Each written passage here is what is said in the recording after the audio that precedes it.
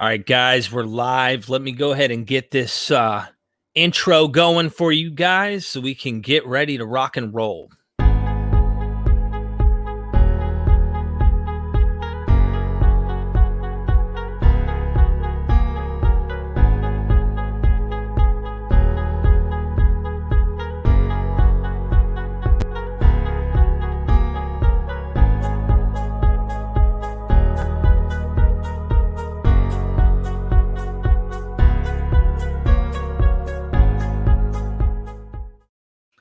We are Myth Vision.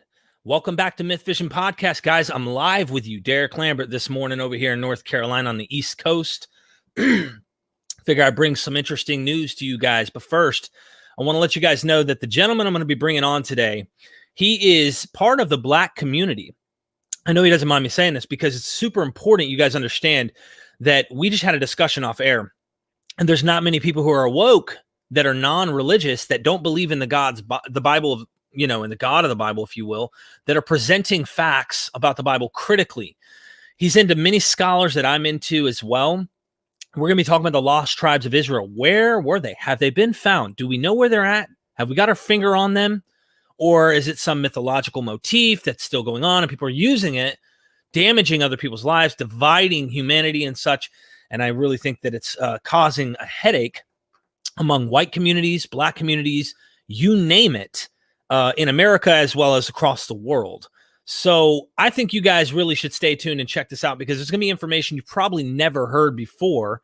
And it's at my heart, man. It's like a huge thing. We just dealt with this turmoil going on in America, and it keeps going on. And until we realize we're one human race and we try to understand from that perspective, then we can critically analyze the biblical narrative. But as far as you think you're part of this narrative and you somehow attached yourself to this ancient myth, you can cause a lot of headache doing this. And everybody does this in terms of the monotheistic religions in some sense, whether it be by faith they become descendants or whether it be by actual biological descendant in some way to this man named Abraham.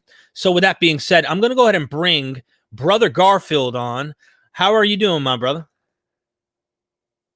I cannot hear you. I think you're muted. Oh, okay. There you are. Hey, sorry about that.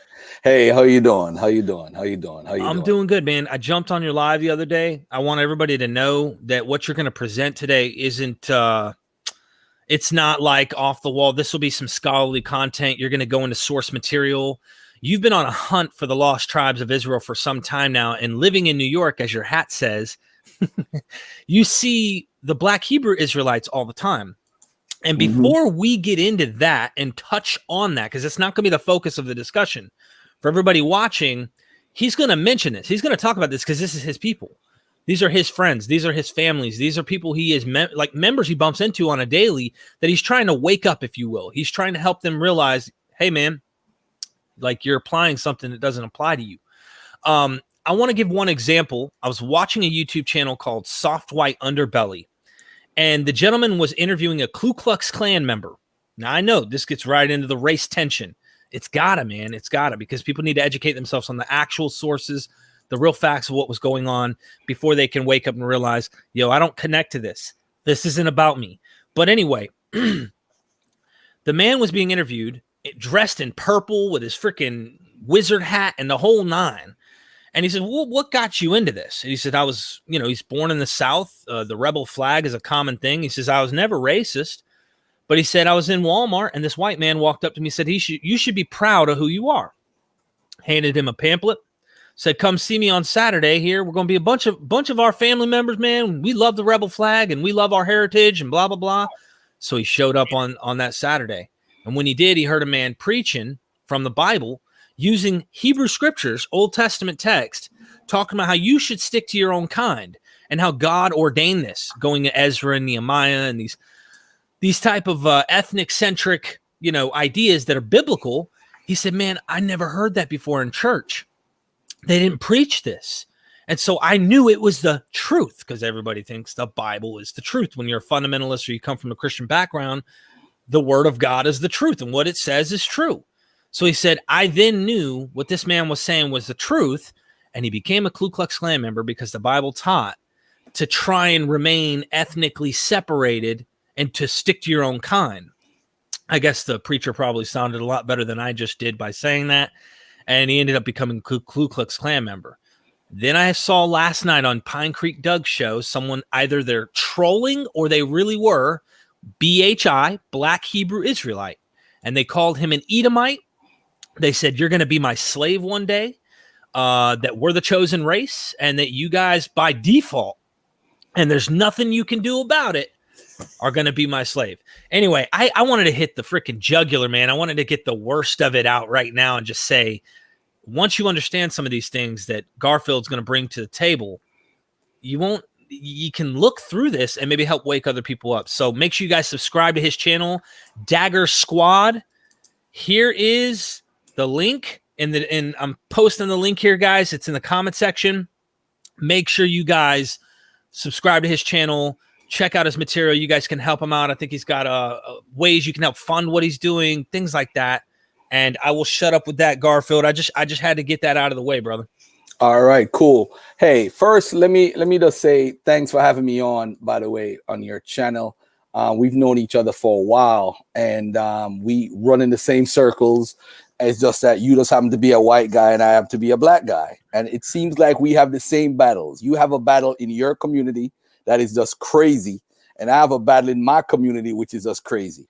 First, let me say, everyone has the right to believe what they believe in, but like what I said last night on a post, so your God is supposed to judge the whole world. What about the other gods? Did they give your God permission to do that? Because everybody has a God, over 5,000 gods, but your specific God is the only one that's going to judge the world. It's craziness.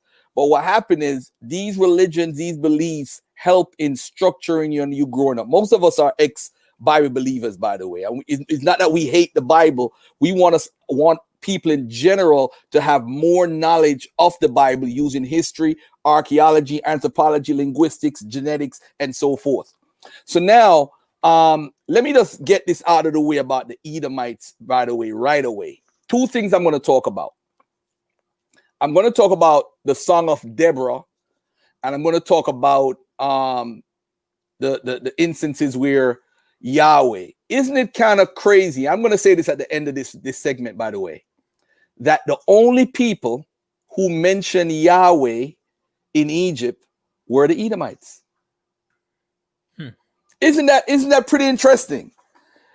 According to science now, science is history, archaeology, anthropology, linguistics, genetics. This is a part of the whole science structure. The science of history, the science of archaeology teaches us that in Egypt, we had, let me share my screen. This is actually from a chapter in my book about was Yahweh an Edomite God? And hold on, let me see if it's being shared. There you go. Okay. All right. So in the chapter, I'm going to, and where does Yahweh come from? Yahweh does not belong to the Canaanite pantheon or to the gods further north in Syria.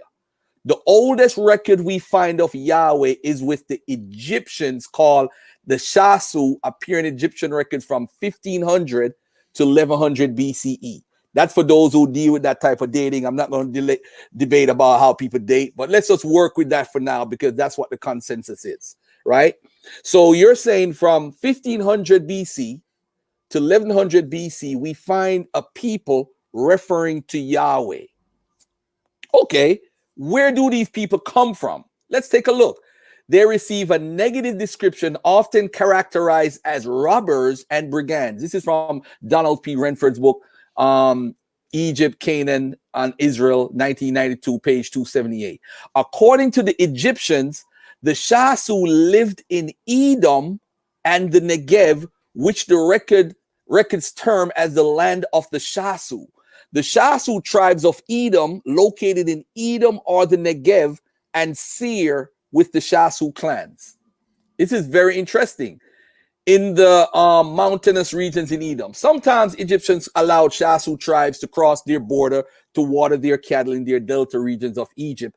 Inscriptions from Seti I, Ramesses II, Ramesses III describe clashes against the Shasu throughout Canaan.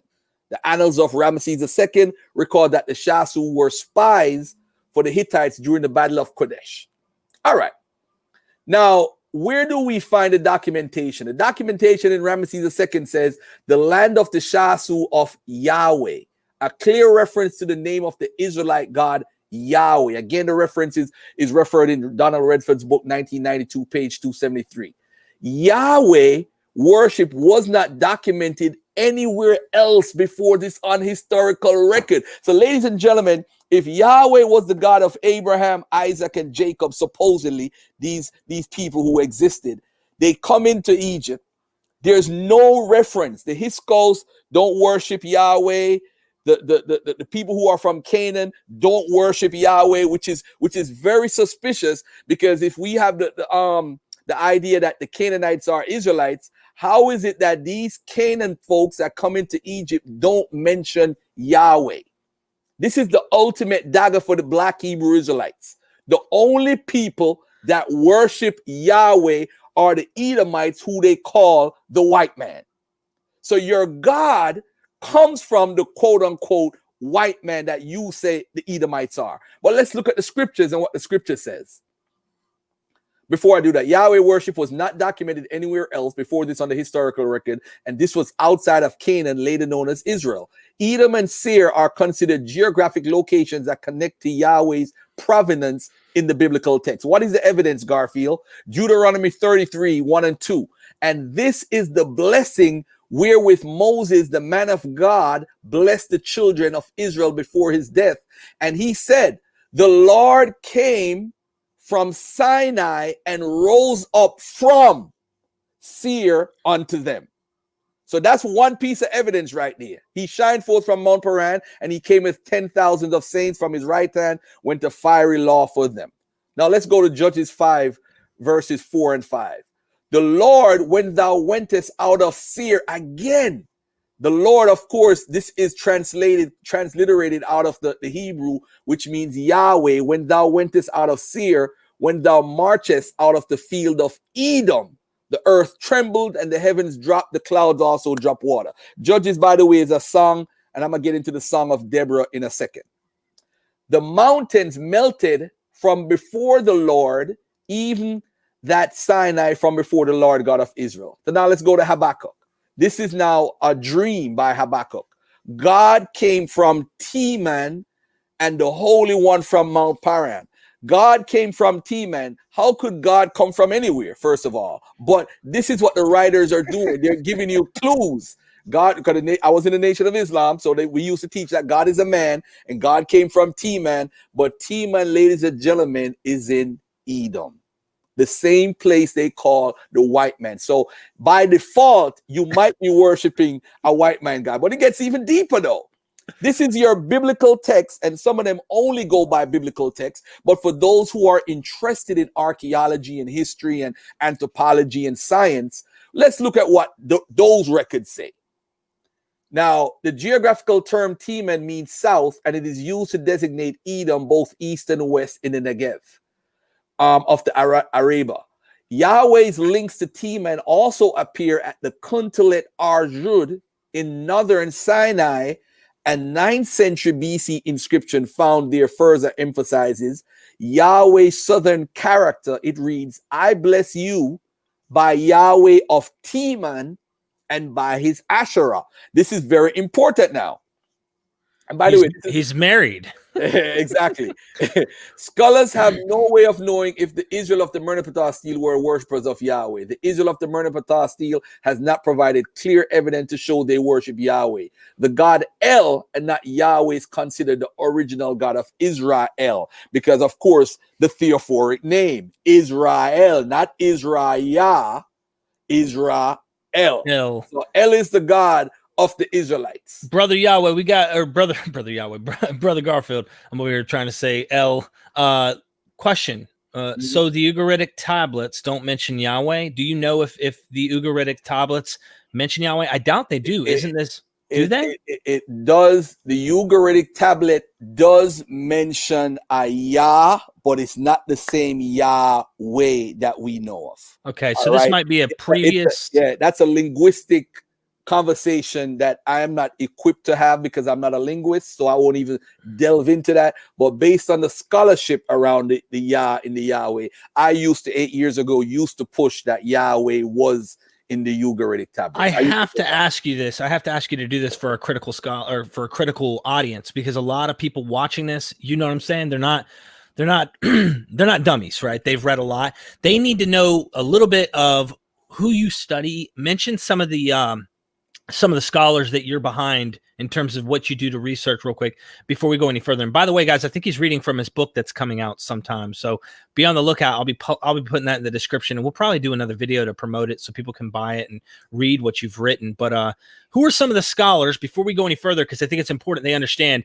where you're coming from. And someone might be worried, like, is this guy going to be going with actual serious scholars, or is he making this up? Like, what's going on here? So who are you big fan of and reading material wise, if you will? So all right, now as far as a fan, I'm fan of scholarship. Doesn't matter who it comes from, as long as it's well researched, well documented. But a lot of scholars work on different areas and are specifically designed to deal with certain things. You wouldn't ask Israel Finkelstein about Jesus. You understand? Right. Because that's not his area of expertise. If you ask him about the archaeology, that's different. So there are scholars out there like John Assman. I like John Assman. I like Manfred Betak, Israel Finkelstein, Ronald Hendel. Ronald Hendel, I don't know if people realize that the consensus now is that the Exodus is really a cultural memory, just like the flood, meaning that it was based on the fact that the Canaanites were living in Egypt for hundreds of years, and it was just memory that passed on for years that they were there, because they were basically subjugated by the Egyptians. So that's what the consensus is saying about as far as the Exodus. But that the biblical story is basically based off memory, but not the details of the miracles and being in Egypt as slaves and all that different stuff. No. So anyway, Ronald Hendel is one of the folks that I actually like. James Hoffmeyer. I like Thomas Levi, Malcolm Weiner. Let me see who else I would. Thomas L. Thompson, Russell Gomerican. I know these guys. Yeah. I'll get into that. Gary Rensburg. Gary Rensburg actually has an article he wrote over 40 years ago documenting that 6 of the tribes were not attached to Jacob. So that's one of the sources I use for my up and coming book to prove that the Exodus didn't really attach certain tribes to it, but later on during the Judaic time period when the Deuteronomic writer was writing, he actually started the whole 12 tribe thing, copying what the Greeks did, their form of writing a narrative. All right. So Flat Sky, wait on any proof that lost tribes existed. Just wait. We're going to get into that stuff, guys. Garfield's going to go in that, but right there and what he just said, there are scholars who are right there saying there were no 12 tribes. There was never originally a combination of 12 tribes, and that somehow they broke up and split up and all that. That's a myth. So he'll get into all this stuff though. But anyway, sorry about that. Garfield. Yeah. Let me finish up. So Donald P. Rensford, of course, William Dever, William Propp, Abraham Foss, Daniel Fleming, very influential. Daniel Fleming, because he is the one that translated the Ugaritic text to talk about the Zukru festival and the roots of the Passover celebration, how it is the same way as in the Zukru festival. So that's also something that I deal with. Nadav Nayam, Maher, Christopher Hayes. As a matter of fact, there is another book. Hold on, let me find it right here. It's by Jenny Ebling and Jay Edward. It's called The Old Testament in Archaeology and History. It came out, I think, in 2018, December.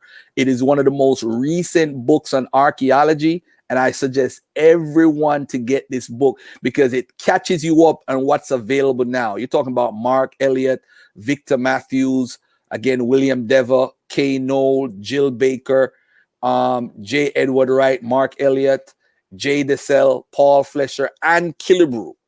You guys got to get Ann Killebrew's book on how Israel was formed, and her book that she wrote years ago. Baruch Halpern, Jenny Ebeling that I mentioned earlier. And of course, one of my favorites, Richard Hess, Bob Beckin. Bob Beckin is a beast. All right. Bob Beckin is a beast and Lester Grab. Those are people that we need to, who don't hold a grudge against the Bible per se, who actually deal with the actual scholarship in the field, doing the work. Those are the type of people that we need to attach to their works. So there's no bias in my scholarship. I use Bill T. Arnold's A Survey of the Old Testament. Y'all know that guy is a conservative writer that scholars use in the, I use a lot of his work. But Biblical Peoples and Ethnicity by Ann E. Killebrew. Everybody and their mama got to get that book. They got to get that book. That's true archaeology right there. All right. But that's pretty much most of my stuff. Mark Smith. I mean, I read anybody that comes with a balanced approach. That's right. That's what I actually do and look for. All right. Okay. But before I get off this whole Edomite thing, I do want to hold on. Let me just stop sharing my screen for a second. Okay. I do want to get into something with let me see if I could find it real quick. With the Song of Deborah. What I want to say with the Song of Deborah is the Song of Deborah is recorded in Judges 5, right? And she records a battle between the Israelites and the Canaanites. Some people date it to 11th century BC. Some people date it to like around the 7th century BC. I'm not here to dispute when it was written. That's not my argument. My argument is if the person wrote this in the 11th century BC, this is very important. And the reason is she put out that she wanted some tribes to come and support her. And what she did was in this song was name the tribes who were involved in the battle. The tribes that she named that supported her and came with her were Ephraim, Benjamin, Mashir, which is probably Manasseh, Zebulun, Issachar, and Naphtali. So those are 6 tribes, right? The tribes that didn't respond to her call to fight were Reuben, Gilead, Dan, and Asher. Gilead probably is referring to the god Gad, right? Now, that's 10 tribes right there, right? Now, where is Judah? Where is Simeon? Where's a reference to Levi? Because sometimes Levi is a person, sometimes Levi is a tribe, sometimes Levi is a priest. So now let's say Levi is a tribe. So we don't find Levi, we don't find Simeon, and we don't find Judah. And what this tells us, ladies and gentlemen, because remember, we're worried about the tribes that weren't called. Where is Judah? Why she didn't mention Judah at this particular time? Because this is written in the old style of Hebrew, not the Hebrew that we find throughout the biblical text, like the Song of the Sea, the Song of Deborah. These are the older versions, or the Canaanite script that's being used, that's been transliterated into the biblical text. So these books are older versions of the stories that were written down. You don't find Judah, you don't find Simeon. And what the conclusion most scholars come up with is that at the time period when this was written, Judah and Simeon, that era was sparsely populated. You could read Mahar's work, and they go into the archaeology in the 11th century, the 10th century. You start seeing people start populating the era where they started developing a trade in the era that we call Judah. Judah is not known. And that's just a fact. So this is why the first time you see Judah in history, the name is in the 8th century with the Assyrians. You don't see Judah before that because Judah, a populated area with people who are considered Israelites, weren't around as much as we would like them to be. That's interesting. Right? Okay. So I just wanted to say Judges 5 is a song. So I'm growing up in Jamaica. I would sing the song, Father Abraham, have many sons as Father Abraham, because I am one of them, and so are you. It's the listen, I am in my 40s. I was singing that between 5 and 12 years old, and I still remember the song. The easiest way to carry a tradition down is to teach someone a song. So the Song of Deborah is in a story form, but it's the easiest way to tell a story to the future generation. So when people say, oh, it's a song, so what? It's the easiest way to pass a story on. All right. So that's why the Song of Deborah, the Song of the Sea, those things are important to people who study the history of the biblical text, because it's the oldest writings that we have within the biblical text. All right. All right. So let's go. Yeah, let's Let's do it. I see a lot of comments, man. Guys, I guess just wait, see what happens. Hold it to the end in terms of some of these questions because they're going to get answered. Someone says, was King David and Solomon real? Well, Solomon was someone else. So you're going to find out that a lot of times they used other real characters from great empires, if you will, like Shalmaneser. But anyway, we're going to get into all that stuff, and you're going to be writing your book and covering these topics, I suspect, as well. I don't know if I'm going to touch on the Solomon because it's kind of very technical and new, and I really don't. I want to grasp it. Probably in another 2 years in my part 2, I'll talk about it. But Solomon has not been proven to be a real individual per se. Right. And I think a lot of the if we look at the Hebrews on a whole, the Hebrews are what we'd call the retinue. The Egyptians would call the retinue. Those are the people that live in the Levant, the Syria right. Palestinian area. There's a lot of names, the Amorites, you call them different names and so forth. And what happened is, like Ebenari, that area was also called Ebenari in the 11th century Assyrian inscriptions. And Eber is the root of the term Hebrew. So Ebenari was used by the Persians also to call that region Syria Levant. So who knows, maybe the term Hebrew came out of the term Ebenari as Ebenarians or Hebrews or whatever. You know, I'm not a linguist, so take that as a grain of salt. But I'll say this. Hold on one second. What I'll say is, for every person that holds on to the biblical text, you got to look at it as a people who are writing from a it's like in the transatlantic slave trade, brought over Africans here, and we're writing from a slave point of view or a vassal point of view.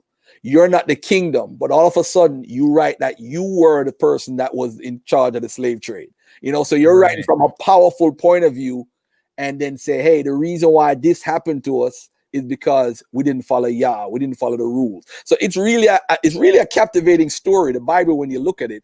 But the purpose of the Bible is really to tell you need to worship Yah and follow these rules. That's it. All the stories in between, I wouldn't take it with a grain of salt. If you want to hold on to it, that's up to you. But it's trying to tell you to live upright, treat people the way you want to be treated. That's it. 100%. Yeah, no, I see that. I mean, I can't. At what point, and I guess it's because of the worldviews that have been put into their heads, at what point do you stop saying, well, it's because we aren't obeying and listening to Yahweh? Do you realize that really it's not even that? Like, when's he going to fulfill his part of the deal and make this thing happen? When's he really going to establish the kingdom forever and make Israel the capital city of the world? But anyway, I wanted to get us on track, let everybody know we're about to get into the 10 northern tribe concept, or even just the 10 tribes, the 12 tribes in general, the tribes of Israel, because this motif plays a significant role in the Hebrew scriptures from the prophets over and over and over, that God will preserve them among the nations, that one day he'll bring them back from among the nations, and that they will be regathered. This is still going on today, people believe. Most people have a eschatology that is alive today. I'm going to pop that back in just a second. I'll pull that up. That says it's still in the future. There are certain groups that I associate with and communicate with that believe it happened in the first century, according to the New Testament. The thing is, what you're going to go into is to show that the tribes of Israel, the ones that were lost per se, ceased to exist because they became those other nations. And we know where they were, but they never came back from those places. And so with that being said, that can give you guys something to know what the projection of this show is going to be about. And Brother Garfield, once again, I'm going to plug your YouTube here. Everybody go subscribe, please. Show him some love. Subscribe here. I wish I could pin this. I know there's a way to pin this comment. Guys, it's in the comment section. Go show him some love. With that being said, Garfield, take over, baby. All right. First, let's just jump to one situation that's that needs to be dealt with, and that's the Esdras. All right. Most of whether it's you're following a scheme of the British Israelism, or you're claiming that the Americans were lost, or you're claiming the Japanese or the Chinese, Second Esdras is the most important thing that you can once you get rid of this, really and truly, the conversation is over. We could have stopped the show, because all of them are based on second Esdras. All right. I'm trying to see if I should pull up the annotated dictionary of the Bible. I'm thinking if I should or shouldn't. You know what? Let's not do it. I'll do it another time. But okay. if you guys have the opportunity to get the new Oxford annotated dictionary, it actually points out clearly from a scholastic point of view what's going on with Esdras and why they actually designated for the 1st century CE, why they say it's written then. And I think we as people, whether we are for it or against it, we need to read all sides of why that is a conclusion. It actually kills the whole Black Hebrew Israelites. I don't know about the guys that you deal with, but once you get rid of Esdras, they really have nothing to stand on.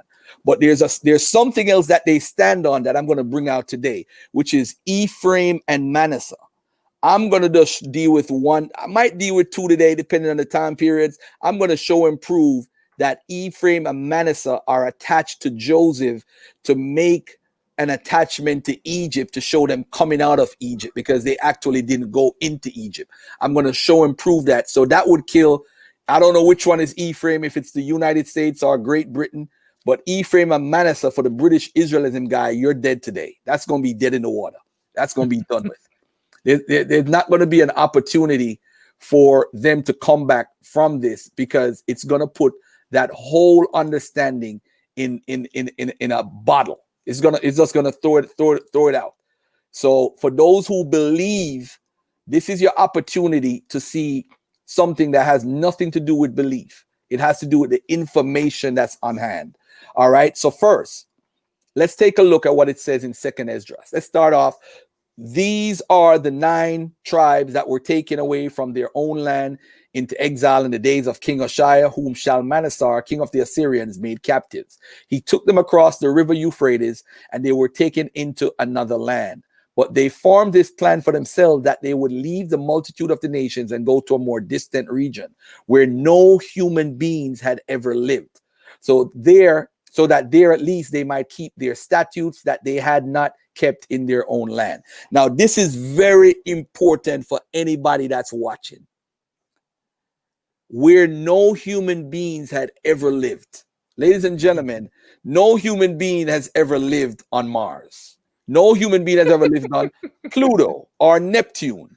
So if they're not going on a spaceship and going to a planet that has never been inhabited by us earthlings, it makes no sense. But the purpose of this is, it's trying to inspire the people who are reading it for a specific purpose in the 1st century.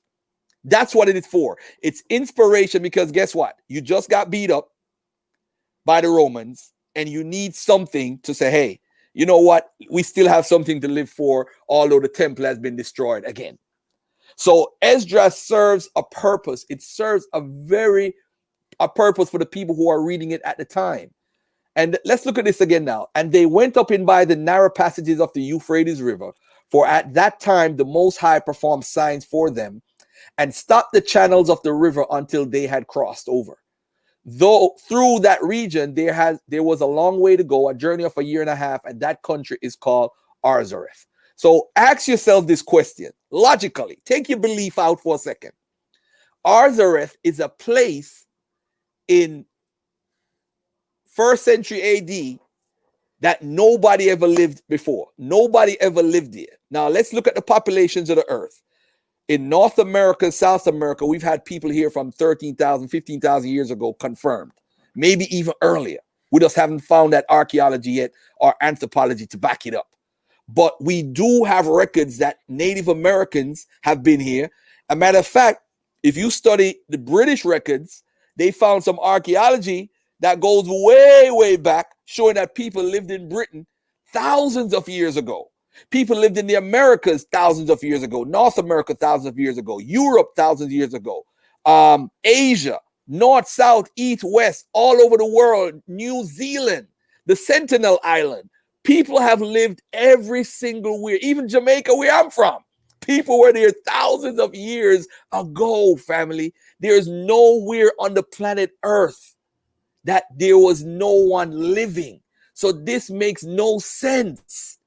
You got to take your belief out. Again, if you want to believe in God and believe you're chosen, go ahead, do that. Live your life, treat people the way you want to be treated. I don't knock that. What I do knock is you proselytizing people to join your crew to be either racist or stupid. That's the problem.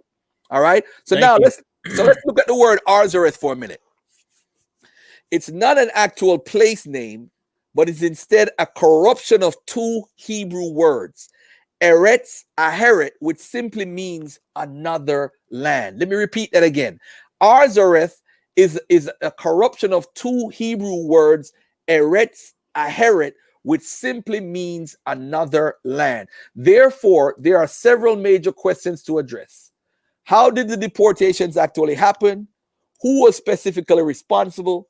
Where did the exiled Israelites go? And where are they now? So a lot of things are going to be repeated here in the second round of screenshots that I show. But I want people to pay attention real carefully. Tiglath-Pileser campaigns in Israel. All right. He said he received tribute from Menahem of Samaria.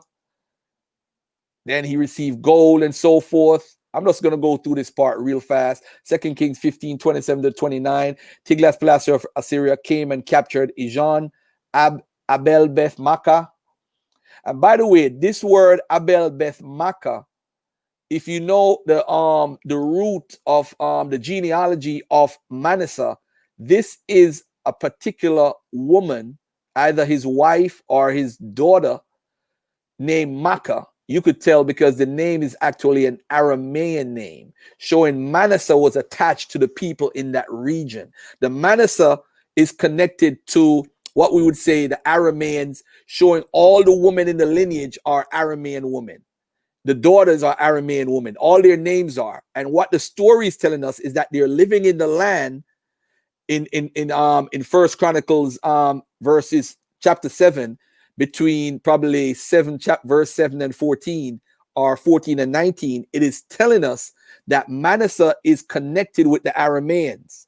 How is Manasseh in Egypt, ladies and gentlemen, marrying Aramean women and living in Aramea at the time? But I'm gonna get to that in a second, because I need to destroy Manasseh and Ephraim and show that they really didn't go to Egypt, and that whole part of the Joseph tradition is just made up. So I don't know how much time you have. I hope you're gonna give me 2 hours. Dude, I decided that a day is like 1,000 years unto the Lord, and therefore we'll just pretend to be the Lord today and just let a day be like 1,000 years. So what I'm saying is I got time for you, man. We'll be here for 2-3 hours if we need to, and to cover everything in depth. Someone can refer back to this, guys, over and over. If you want to check out the material, you can use this and say, hey, I know what this guy's saying is BS. Check out this video. And by the way, these screenshots are from Eric Klein. He's the one that wrote about the 1177 BC, about the drop in that society at that time and why the people split up. He's a deep researcher as far as that time period is concerned. All right, Eric Klein. So these screenshots are from his actual presentation. All right, just for the record. All right. So now Tiglath-Pileser says he goes in, he fights with King Pekah, and then he goes on to say he captures 13,520 people. This is what the Assyrians wrote, right? The Assyrians would bulk up their numbers just to like battle the kings before them. Like if you took 7,000, they're going to say they took 14,000. You understand? They're going to say that's how the Assyrians documented. But a key that I'm going to bring up later on, and I want people to understand, is that the Assyrians really didn't take you as a captive to be a slave. They took you for you to build up their culture. And that's what people need to understand. So the deportations weren't actually captivities. They were like forced deportations. And the Egyptians used to do this. Canaanites guarding over Nubia, and had Nubians guarding in certain parts of Egypt because they didn't want the peace. So Egyptians used to do it too. It's called the deportation policy of the Assyrians. All right. Garfield, another way to put this for our audience is what the Bible says about what happened and what the Assyrians say about what happened, and how are two different accounts that don't match. They're not the same. So you're looking at a mythologized history. No. Right? Are they biased? No. I wouldn't say that. What I would say, let's say this. The basics of the story is the same, meaning that the Assyrians took them. I don't want to lose the Bible people too much, because I don't want to go that direction where you're going, which is really right. But I want to keep them on task. For those you want to play in their sandbox. You want to play in their exactly. So, and by the way, GC Snipe says, Brother Garfield, really good information and discussion. Thank you for working against intolerance. Derek, great work as always, learning and teaching. Thank you, my brother. This is a good friend of mine. Thank you for the $50 super chat. And anyway, I sorry to interrupt. All right, cool. So now listen to this carefully, family, because there's 4 deportations that we're going to talk about. The first one is Tiglath-Pileser. This is number 1. He took 13,520 people, right? But look where he took them. He took them to Assyria. We know this, it's confirmed. So now you have King Shalmaneser V and you have Sargon II.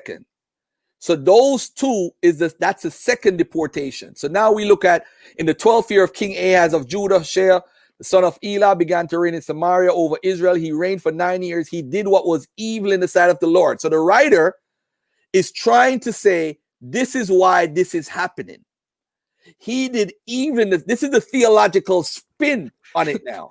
Because they did evil in the sight of the Lord, yet not like the kings of Israel who were before him. King Shalmaneser of Assyria came up against him. Hoshea became his vassal and paid him tribute, but the king of Assyria found treachery in Hoshea, for he had sent messengers to King So of Egypt and offered no tribute to the king of Assyria, as he had done year by year. Therefore, the king of Assyria confined him and imprisoned him.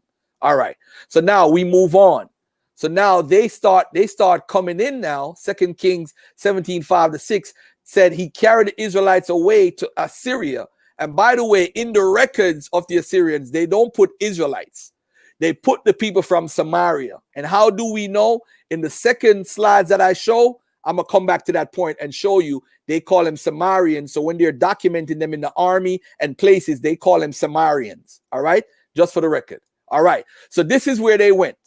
All right. This is not too clear. So these are the deportees from Israel. All right. So now we go back again. The king of Assyria in 2 Kings 17:24. He gets people from Babylon, Cutha, Ava, Hamath, and Sepharvaim, and place them in the cities of Samaria in place of the people of Israel. So this was what you'd call a bi-directional deportation. They would deport people to the Assyrian culture and bring people back from the Assyrian to come live in that area. And this was a strategy by the Assyrians so that they would mix the people up so the people wouldn't rebel against them. They would have other people from different cultures learning that culture, so they wouldn't have them have the same people in the same region coming back to come up against them. They would bring other people from other cultures from all over the world, wherever they conquered. All right, that was just a strategy by them. So now we have the Assyrian deportees showing they come into the region from different areas, from Hamath. This is Upper Syria, and this is from the Medes area. They're showing the deportees coming to Israel. All right. So to put that in dum-dum terms, breaking it down, the Assyrians take Sumerians, so the Bible calls them Israelites, out of their land into the Assyrian lands and moved Assyrians into the land where the Israelites were, or the Sumerians were. There you go. But the Bible tells us this, though. The Bible tells us this by saying, and the king of Assyria brought people from Babylon, Cutha, Ava, Hamath, and Sepharvaim, and placed them in the cities of Samaria in place of the people of Israel. They took possession of Samaria and settled in the cities. So now this is actually true. So the Bible has truth in it. This is a real rendition of the story of what took place. All right. So now the problem, no, we don't need to get into that. All right. So now we have different chronicles of Shalmaneser V and Sargon and what they did. So Sargon now says, at the beginning of my rule, in the very first year, I reigned, I besieged and conquered Samaria, led away as booty 27,280 inhabitants of it. I formed from among them a contingent of 50 chariots and made remaining inhabitants assume their social positions. I installed over them an officer of mine and imposed upon them the tribute of the former king. This is very important now. Look at the numbers. We have 13,000. Then we have 27,000 with the second deportation. All right. All right. Oh, by the way, I said 4 deportation. I'm sorry. I meant 5.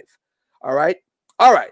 So these are pictures of the Assyrian chariots attacking the defenders of Samaria. All right. I don't know if you guys could make this out. It's not that clear, but there goes the picture. All right. Remains of Samaria today. All right. All right. These are the archaeologists that actually worked on the region. You know, if you're black, oh, there goes that white man again trying to find stuff, you know. And all right. So this was a Harvard expedition, and they did a lot of digging and so forth. All right. So Israel Finkelstein said, signs of destruction are discernible in almost every site excavated in the area of the former kingdom of Israel, such as Beth-shean, Kerbet Majan, were, you know, deserted following their conquests and so forth. All right. So we have confirmation from both sides, both versions. We have the biblical text saying what happened, and we have the Assyrian text saying what happened. All right. Here's another inscription from Sargon's palace, but this is very important now. These include the tribes from Arabia that he brought to modern day Israel. So do the Arabs now have a claim to the land based off of being there from the 8th century? You can determine that on themselves, but the record says the tribes of Tamud, Ibadid, Marsimana, and Halapa, distant Arabs who inhabit the desert, who know neither high nor low officials, who had not brought their tribute to any king with the weapon of the god Assur. My lord, I struck them down, the remnant of them I deported and settled them in Samaria. Very interesting. So the Arabs now are involved in the whole tradition of Israel. So now when you see the propping up of Ishmaelites in the Bible, who knows where that may have come from, you know? But Here we go. We got the pictures here. The Arabians brought to Samaria. All right. Now, yeah, Sargon too is not mentioned in the Bible, but we know that the inscriptions say Sargon, Shalmaneser is mentioned in the Bible account, while the inscriptions say it was Sargon.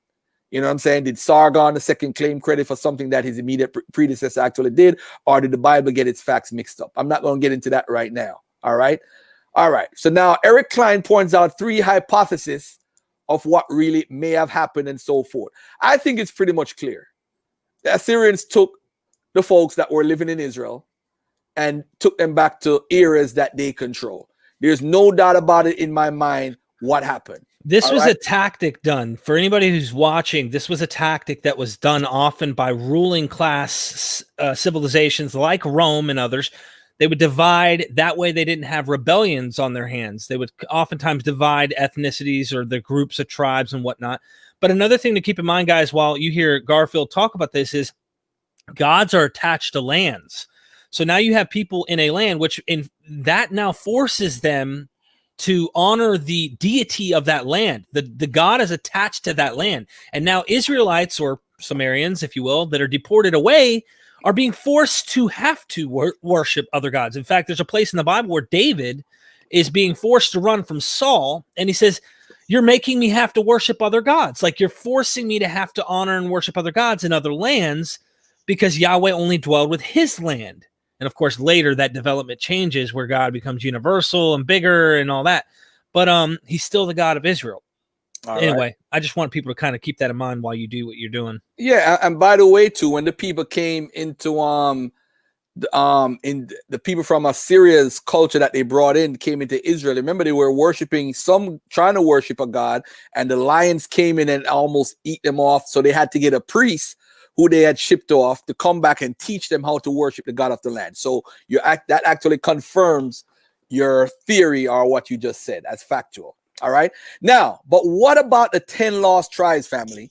Between the efforts of Tiglath-Pileser III, Shalmaneser V, and Sargon II, more than 40,000 people were carried off from the northern kingdom of Israel from 733 to 720 BC.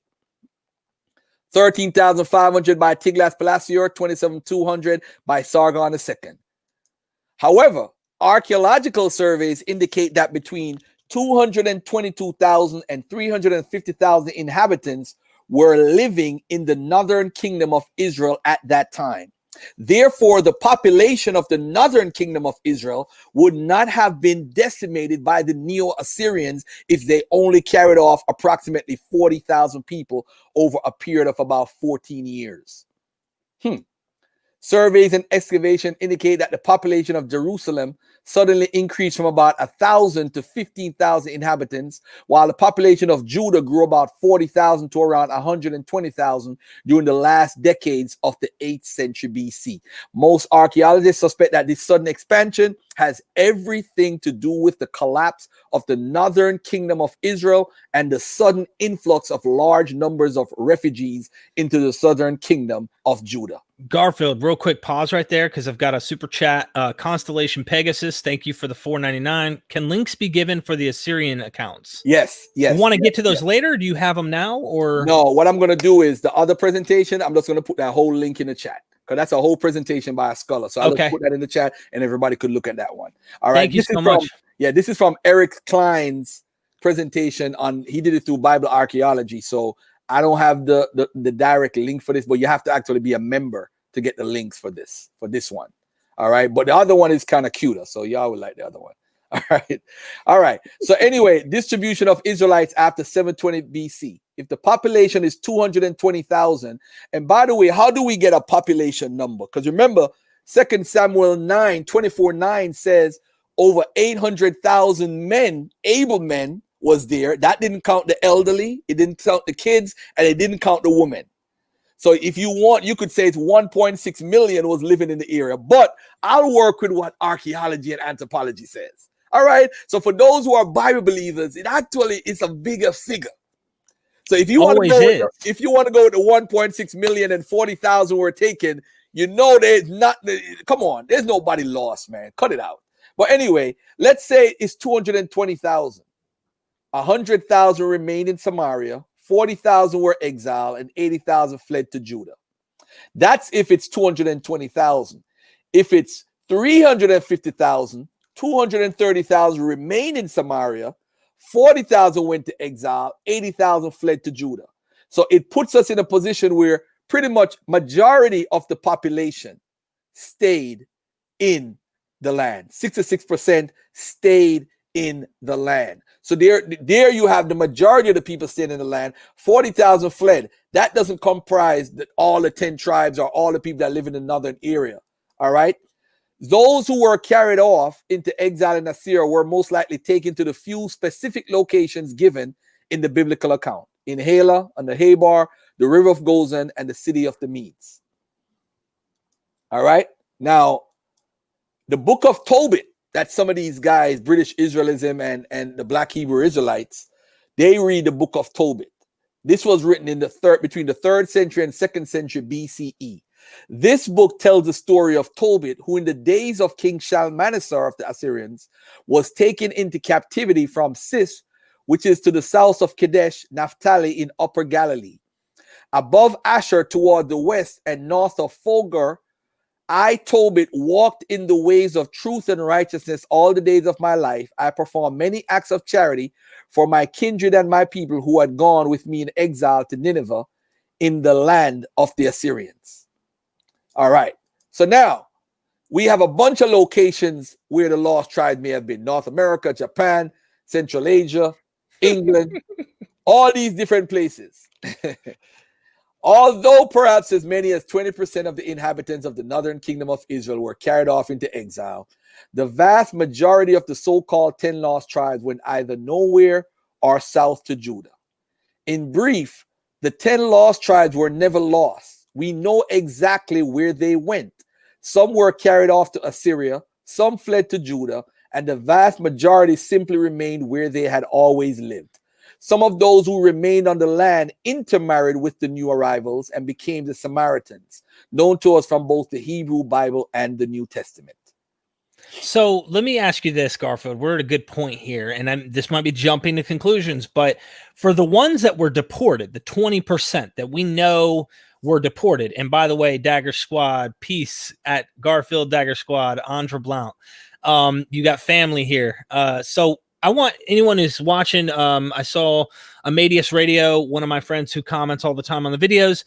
You're arguing against these groups. I want them to know that are claiming to be descendants of Israel. You're not a religious man. You don't believe in the God of the Bible. You are, but you're not a hater. I mean, your family, your friends are, you have a lot of them that are believers and are involved in some of these groups, but you're trying to wake them up, so to speak, and make them realize this critical understanding of what happened. So these 20% that were deported, I want to know, we know where they went, and the ones that may have remained, but they got assimilated into these nations, becoming participants in these nations, obviously carried off by force, but not necessarily. You're going to get into some interesting facts that I saw on your other channel, where you're going to talk about how forceful can you be when you're participating in government official positions in the Assyrian Empire. It's like, can you trust this guy to be your local Senate? I mean, it's like, you're my slave, but at the same time, I'm going to let you be in charge of this area or have some type of say in the government. That's really strange if you're completely forced against your will as some person in bondage and whatnot. So anyway, what happened to them? Did they become did they assimilate, marry into the nation that they were located in those lands and cease to be? Or did they remain ethnically distinct as Sumerians within those lands, and that carried on down into the 1st century? Because that's the people that I talk with. They believe that there were ethnically distinct people from this northern dispersion that took place that existed down into the 1st century. And all the scholars I know look at it and go, guys, this is a common practice.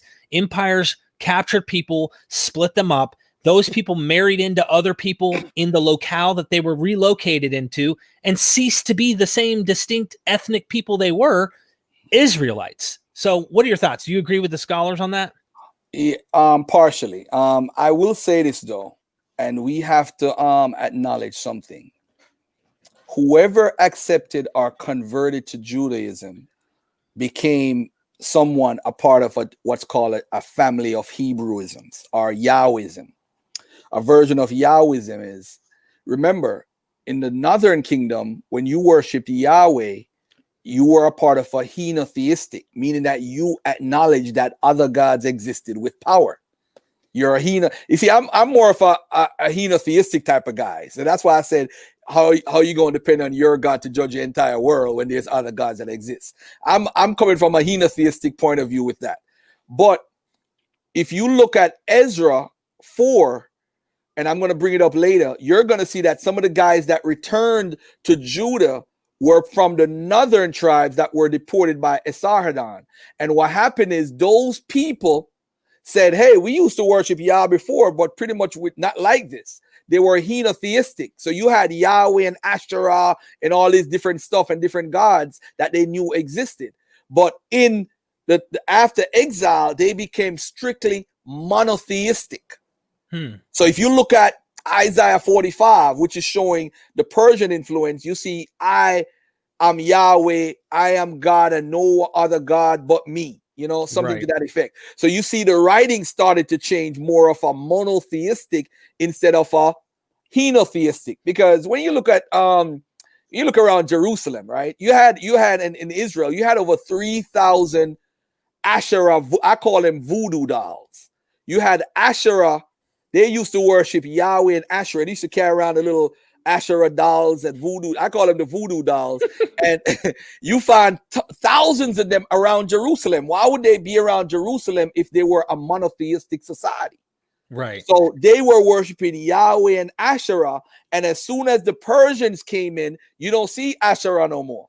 Because the Persians wanted you, they'll let you worship your God, because I think the Persians are like the greatest, nicest people in history. And the reason why I say that is they allowed you to worship your God, but you're going to worship your God like how they would worship Ahura Mazda, which was one God. So all of a sudden, you don't see Asherah at all in Judah. No more Barbie dolls. No, not Barbie dolls, voodoo dolls. Let's get it right. No more Asherah voodoo dolls. So now this is why, I'm going to I'm going to get into this. Let me start sharing this. Yeah, please. And I just put it in the chat so the people have it, and I put it in our private chat so the folks can have this. This is not no hide and seek information. This is not Garfield's research. This is directly from K. Lawson Younger Jr. from the Trinity International University Divinity School. You don't get no more religious than a divinity school. So, all right. So this is from people that believe in this book. So let's just make that clear. All right.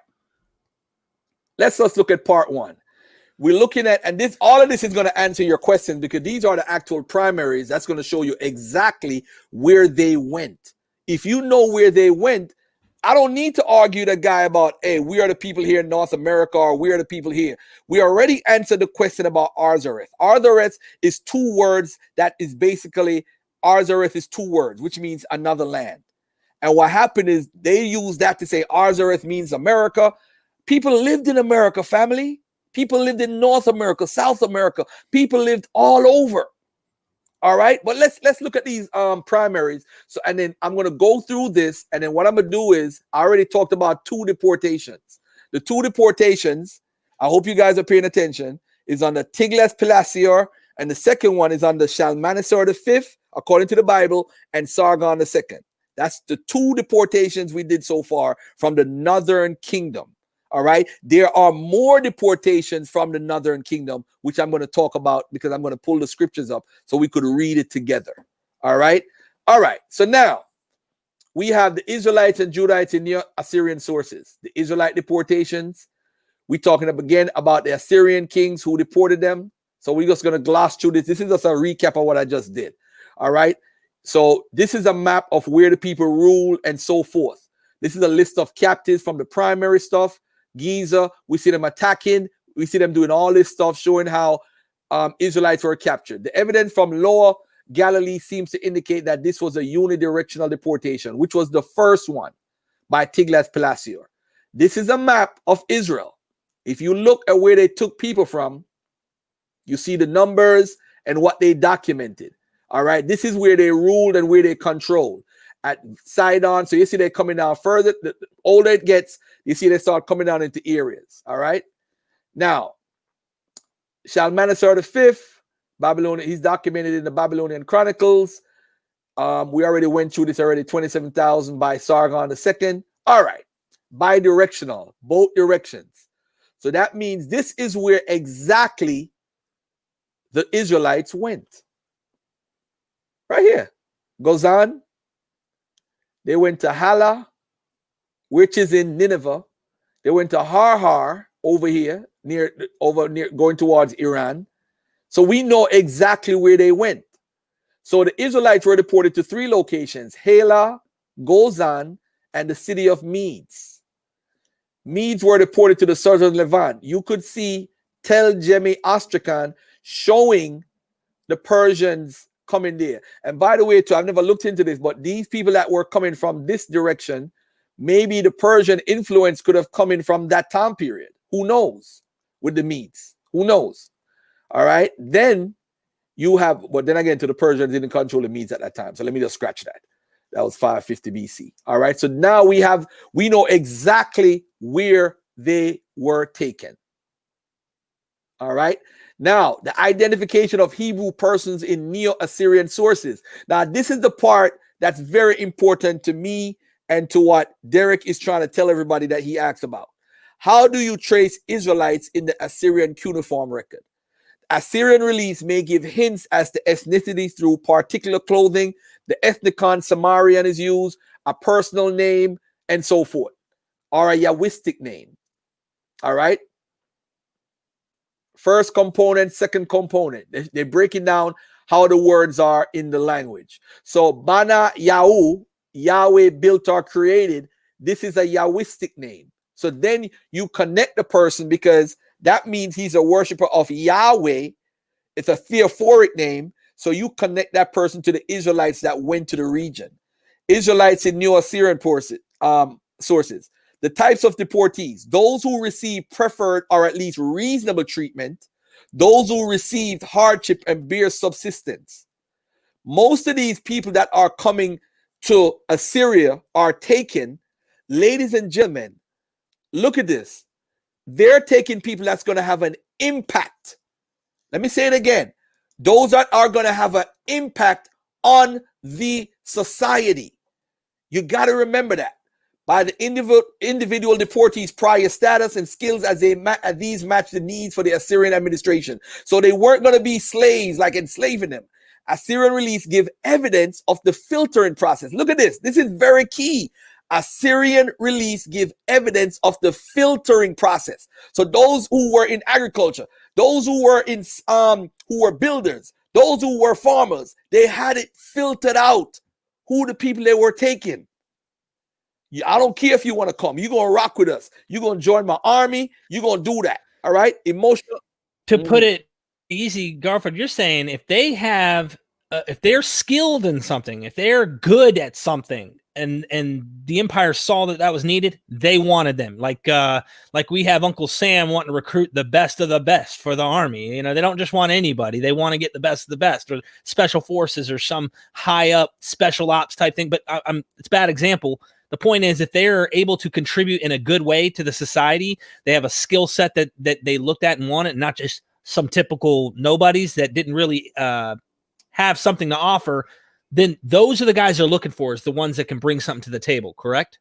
Yes. So if you look at it, generally, nuclear families were kept intact, but extended familial ties were severed. Assyrian deportations were not death marches. The Assyrians were concerned that the deportees arrived at their destinations relatively healthy. This is not slavery. This is not the transatlantic slave. Look at this letter to show evidence of this. The king commands an official, Ashur Remani, and the scribe Nabubel Ahesu to be responsible with the captive that they are transporting and settling. They are even to oversee the care of the sick deportees. The king states, 7 times over, you shall not be careless, for that you would die. If there is anyone sick among the deportees whom they bring to you, you shall gather them together from among the group. However many they are, they shall transport them and place them in your presence until they are fit. Very interesting.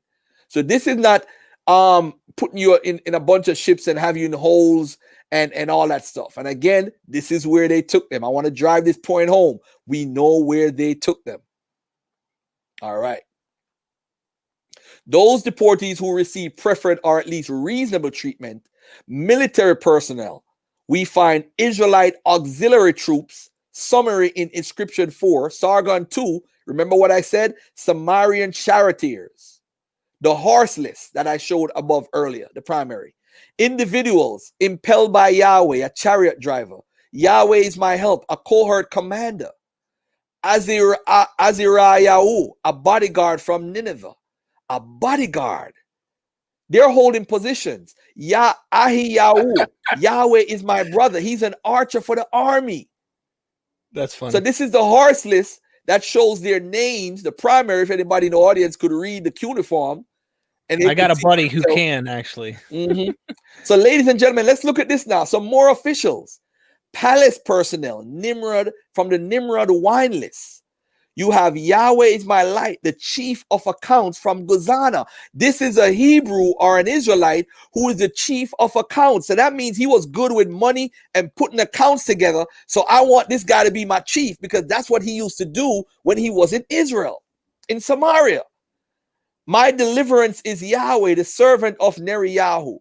Yadiyahu, known by Yah, was a chief of public works, a chief. That means he's in charge over other people, including Assyrians. So these people aren't slaves, family, to be lost. They aren't slaves. So now when we look at all of this stuff that I'm showing, the primaries that I gave to everybody, let's look at some more now. The priests, look at the wine rations to Samarian lamentation priests. Samarian priests returning to Samaria to instruct the deportees from the various nations. This is in 2 Kings 17. The priestly singers, let's take a look. Father Abraham have many sons. Then you have the skilled laborers. Hala, this was the Assyrian province, where Sargon was building a new capital. Dur-Sarakin Israelites were used to build the city. The ration text, and by the way, the Assyrians at this time period is the ones that started the whole gematria stuff too. You know what I'm saying? So that's something to bear in mind, because during this time period is when it was starting to be regular amongst the Assyrians. The ration text, 2 units, one entitled to a quarter liter ration of barley, the other entitled to only 1/4 liter ration, the absolute minimal daily ration. So we're looking at all of this stuff, family, that we know where they are. They're building stuff. They are living there. They are free to go. They have priests there. They have workers there. They have merchants. An Israelite sells a slave girl. Look at that. They're so comfortable. They're selling slave girls to the commander of the crown prince in Nineveh. Why would they need to sell them? They could just take them if they were slaves. You know what I mean? Like that. So exactly. Yahweh has strengthened, was a landowner. These people are owning witnesses. Israelites served as witnesses in over 20 legal. They snitching on people. Look at this. You got Israelite snitches. Come on, family. These people are comfortable. Thus, look at this. Israelites served as witnesses in over 20 legal documents from Assyria. It is clear from these, as well as other documents, that later generations of deportees adopted non-Israelite, specifically Assyrian names. Thus, there was a certain Assyrianization at work along generational lines, which what you basically said earlier, Derek, that these people became a part of Assyria's culture, period. Those deportees who receive hardship and bear subsistence, agricultural workers. That's it. Agricultural workers, forced laborers. In the construction of Sargon's new capital, the bulk of the unskilled labor was deportees. These deportees would receive only 1/4 liter ration, the minimum daily ration for the unskilled laborers. Their plight must have been very grievous. Yeah. So at the end of the day, family, we see all of this all over where these people were. We know where they went. We know what they did. We know who they are. There's no doubt about it. Slaves. An Israelite named Manu Ki Arbel, the son of Ahiyahu, is the subject of a slave redemption. Uzziah and his 2 wives, Badi and Mesa, were sold by Ur and Issar to Semada, the village manager of the crown prince. An Israelite woman named Diana was a female slave from Gozan, 610 BCE. Debtors, dealing with money now. Look at this. Debtors. Oh, man. So now we have about 20 more slides to go with this. But I wanted to point out that we dealt with 2 deportations, which is very important. 2 deportations, very important.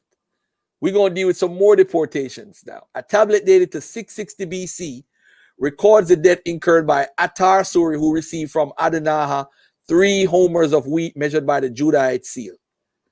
All right, so here we have, this is the Assyrians in Lachish and taking over and all that stuff.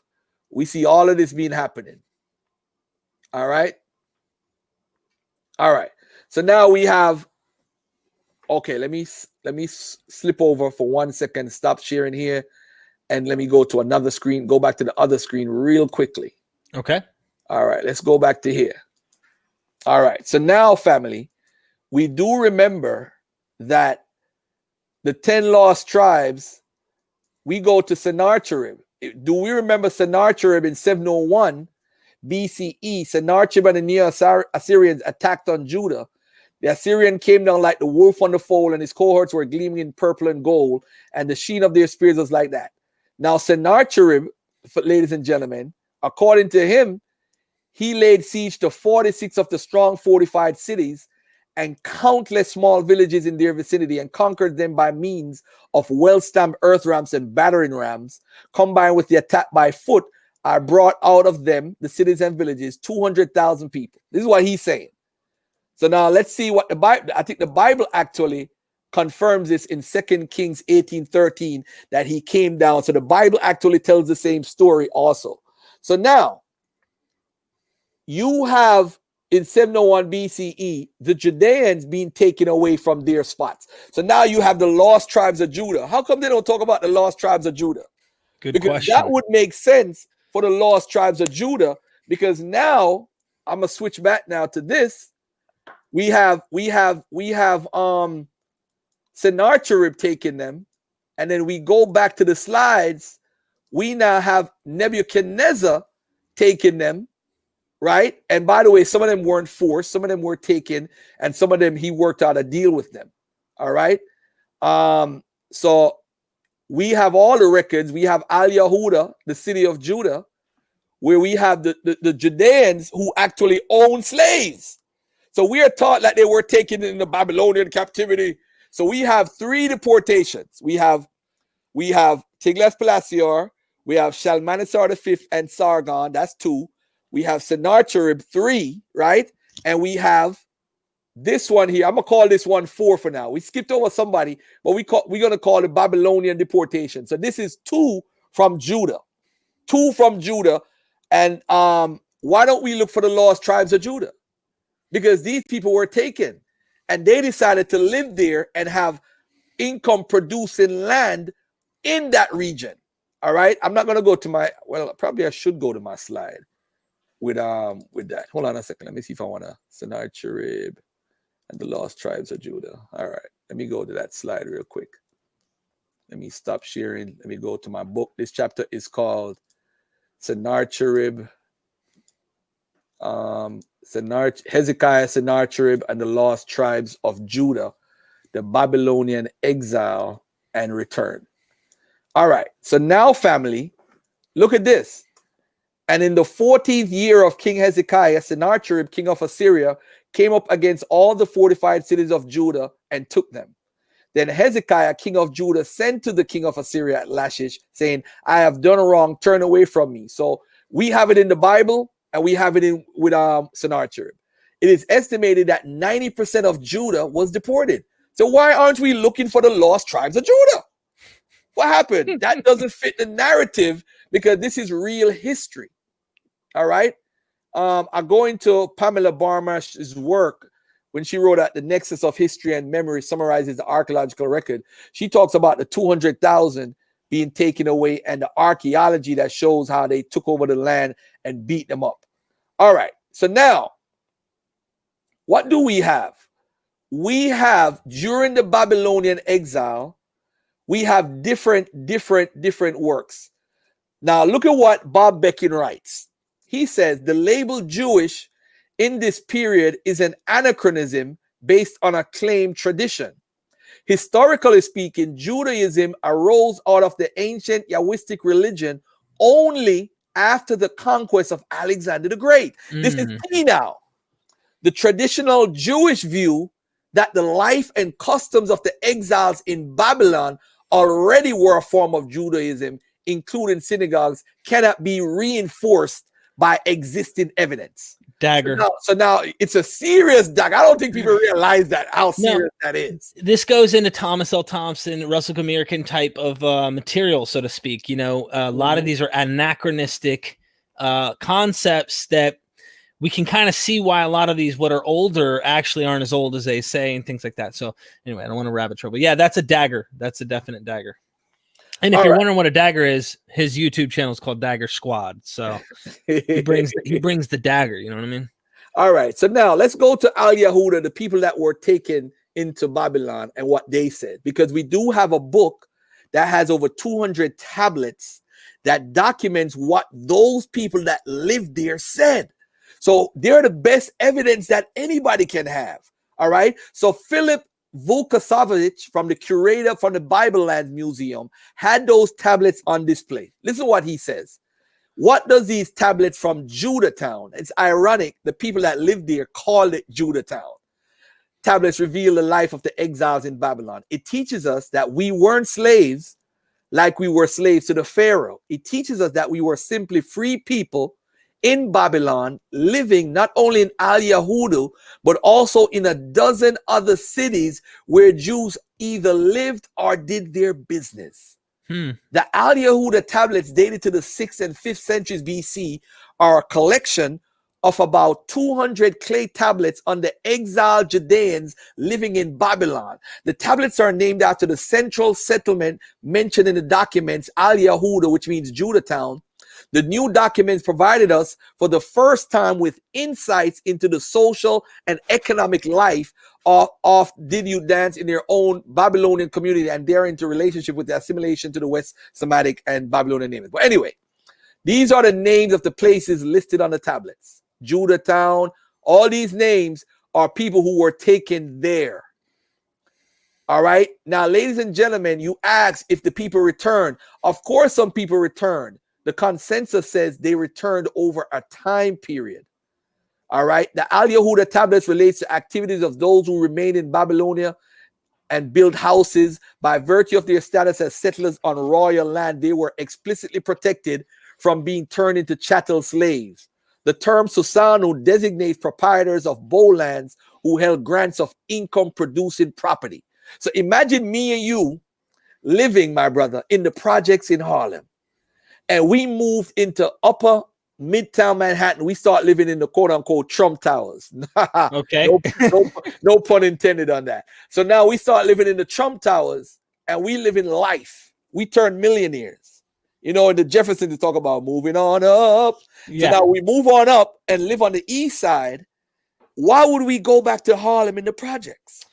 It's a good question. So now why would these people who have income producing land go back there? So now, based on the records of these 200 tablets, it seems the Babylonian government under the leadership of Nebuchadnezzar gave income producing land to Judeans. Whether Nebuchadnezzar forced or encouraged Judeans to come with him to live in Babylon to help in expanding his kingdom is not clear. What is clear, the Judeans were not slaves. The tablet described details such as trade transactions, home sales, addresses, inheritances, and other various agreements are etched on these stone tablets, and each tablet is also inscribed with the transaction date. Dating the tablets were easy. Each tablet had the day, the month, and year of the ruling king. So earliest date was 572 BCE, and the latest was 477 BC. Within the 200 tablets, we have two examples of folks talking about returning to Judah, Sidor and Yaeli. Judeans seem to be comfortable and even in some cases own slaves themselves. Judeans were royal merchants. We see this with members of the Ari family, most of whom bear distinctly Babylonian names. Ladies and gentlemen, let me just say this. No. I already did Nebuchadnezzar, brother. I already did that already. Let me just say this for the record. The Cyrus cylinder, I'm a delve into this real quickly here.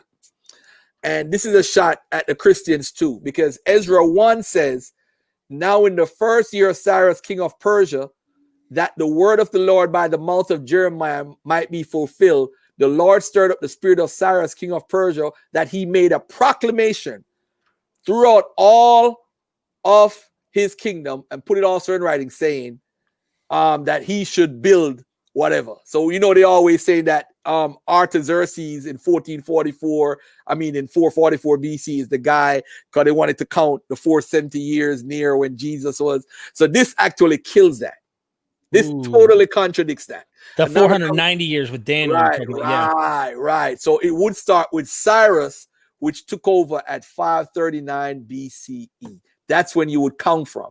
You wouldn't count from 444, which all these dispensationalists or whatever they want to call themselves like to talk about. But they like to say that Cyrus, and this is a side note, and I have to say it because it's in my book and it's in this chapter, that Cyrus was, that he gave permission for them to go back.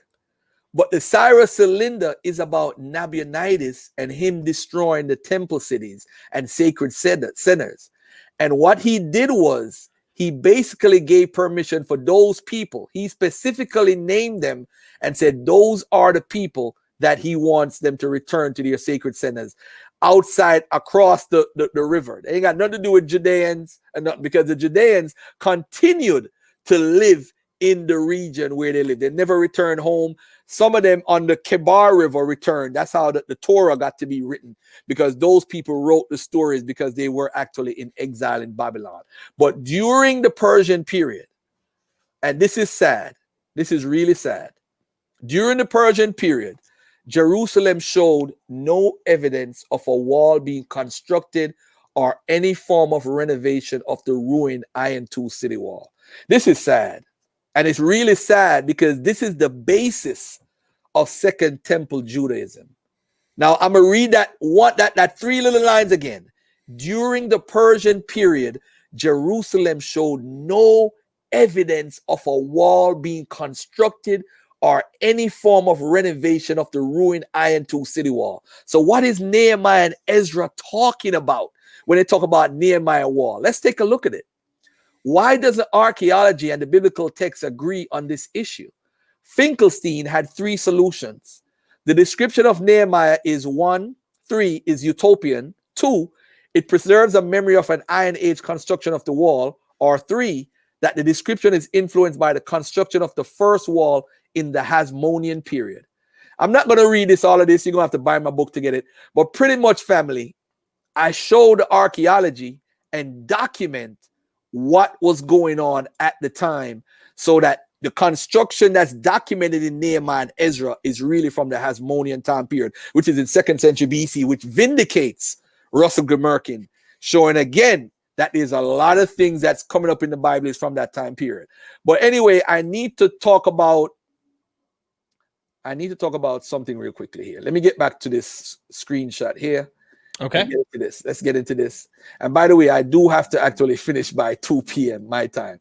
Okay. Because I got 50 minutes. I got to pick up my son. All right. So let's get to Al Yahuda now. I just talked about it and all that stuff in the Judah and all that stuff. All right. So we have the Joachim Rashim from Babylon, where it talks about the king of the land of Judah and all that stuff. So we do have documentation. Now, this is important. 450 BC, we have what's called the Morashu family. This is an archive by 100 different Jewish families living in Babylon. Again, listen, so you remember I talked about the Al Yahuda tablets. Yep. This is a continuation of that. The Al Yahuda tablets was basically a vacuum that was filled because they didn't have any information from 450 all the way up to like around the 6th century of Nebuchadnezzar. So that filled that void because they had this for over 20, 30 years, the Morasha tablets, showing that there were Jewish families living in Babylon. These Jewish families whose ancestors had been deported to Babylonia well over a century and a half earlier held on to their distinctive Hebrew names and at the same time gave their children Babylonian names. So they continued to live in the region, the Sippar family. See? So when you break it down, they're giving them Babylonian names. All right. This is the Al Yahuda tablets and so now forth. They're starting to get, that's going to start confusing things. And now what you're doing is you're showing the water's getting muddied. Mm-hmm. I mean, how are you going to know for a fact? I guess unless you have actual genealogies, but you're going to run into some problems. So, all right. So now I dealt with the 2 deportations. I dealt with the Babylonian deportation with Sennacherib. So let's go again. We have Tiglath-Pileser the third. We have Sargon and Shalmaneser. Tiglath-Pileser, I'm sorry, that's 1. Sargon and who is that? Shalmaneser the 5th. Then we have Sennacherib, right? That took the 200,000 Judeans allegedly. And then we have Nebuchadnezzar, right? So those are 4. I said I would talk about a 5th one, right? Mm-hmm. All right, so let's go to this 5th one that and then really real quick, Garfield, I want us to try and hit that quick since you only have 50 minutes because I want to ask us some later stuff, like try to get down into the 1st century a little, Josephus, just briefly cover those because we can do an exhaustive show, a follow-up show again, another 2-3 hour live where we hang out and talk about this stuff. But anyway, I just don't want to miss that opportunity to at least touch on some of the later stuff and what's going on. All right, so you know what? Let me just talk this through real quick. This is a deportation was by King Esarhaddon during the reign of Manasseh, king of Judah. You'll see it in 2 Chronicles 33, 10-13. The army of the king of Assyria captured Manasseh. And if you know Manasseh ruled between 698 and 643 and took him to Babylon. And when he was in distress, he entreated the Lord his God and humbled himself. He was moved by his supplication and brought him again to Jerusalem into his kingdom. Esarhaddon mentions Manasseh among his tributaries from time to time, held his court at Babylon. So we got a primary showing Esarhaddon contacting Manasseh, right? Now, Esarhaddon rebuilt Babylon and resided there. He conquered Judah. King Manasseh of Judah was Esarhaddon's vassal and became one of his deportees. Manasseh then repented to God and was restored as vassal for the king in Jerusalem. All right. Around 140 years later, more than 40,000 Jews, according to Ezra 2 verses 64, returned to the land from exile. And by the way, if you read the exile names in Second Ezra, these are Persian names. These are Persian names because they are already inside the culture and everything. Yeah. So when they return to the land from the exile, you have Ezra 1:5 and Ezra 2:1, Judah and Benjamin and the priests, the people who returned to Jerusalem and Judah, each to his city. Jerusalem wasn't the only site occupied by the people on their return. Many took up their abodes in the neighboring towns and villages such as Jericho, Gibeon, Mitzpah, right? These Jews came back to the prior tribal areas of Judah and Benjamin. So those people that were taken from the north are brought back to the tribe. Now, let me prove it. Ezra 4, descendants of the foreigners that Assyria had moved into the land opposed to the returning Jews, new work of rebuilding the temple. Ezra 4:1-3, the enemies of Judah and Benjamin heard the returned exiles were building a temple to the Lord God. They said to Zerubbabel, this is Ezra 4:1-3, we have been sacrificing to him since the days of Esarhaddon who brought us here. So that's proof that Esarhaddon brought deportees also. The mixed foreign peoples now assimilated in the land were suspicious of the Jews who just recently returned from Babylon. So these Jews say, yo, we worship Yahweh too, bro. What's popping? These local adversaries alleged they too worship the God of Israel and demanded they be included in the rebuilding. Verse 10 now in Ezra 4. The people whom the great and noble Asnapper deported and resettled in the cities of Samaria and the rest peoples previously imported into Samaria, Judah, and elsewhere. Asnapper identity is uncertain. Most think he was either Esarhaddon's crown prince, Ashurnapal, or chief officer. Ashurnapal may have finished the deporting done by his father. But besides Israelites, Esarhaddon replaced others from the rest of the general era with Easterners. So, ladies and gentlemen, you had other people mixed up with the deportees coming back. That's why they said you got to divorce the people who you've been with, because they wanted a pure bloodline in Ezra. You know, you'll get into all of that. So there you have some deportees at that time period. All right, so let me skip all of that and come back to one more presentation slide I gotta bring up. Hold on 1 second. All right. I gotta bring up this right here. All right. I want the people to think for a minute. So for those who love Manasseh and all this stuff and Manasseh this, Manasseh that, I don't know if people are aware that there's two different versions of how many people went into Egypt. The Septuagint and Masoretic text, you have 70 and 75. All right. According to the Masoretic text, Jacob's descendants number 70, whereas in the Qumran and in the 70, they number 75. All right. To complicate matters further, these 5 names are found in both the Hebrew and Greek texts of Numbers 26. All right. So now, Manasseh and Ephraim's sons and grandsons are the 5 extra names. Now, you listening might say, what Garfield, where are you going with this? What are you talking about, Garfield? You trying to confuse people even more.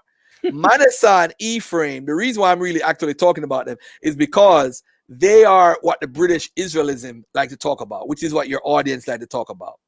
Now, they need to ask themselves, how did Manasseh and Ephraim have sons and grandsons going into Egypt if they were born in Egypt from Joseph?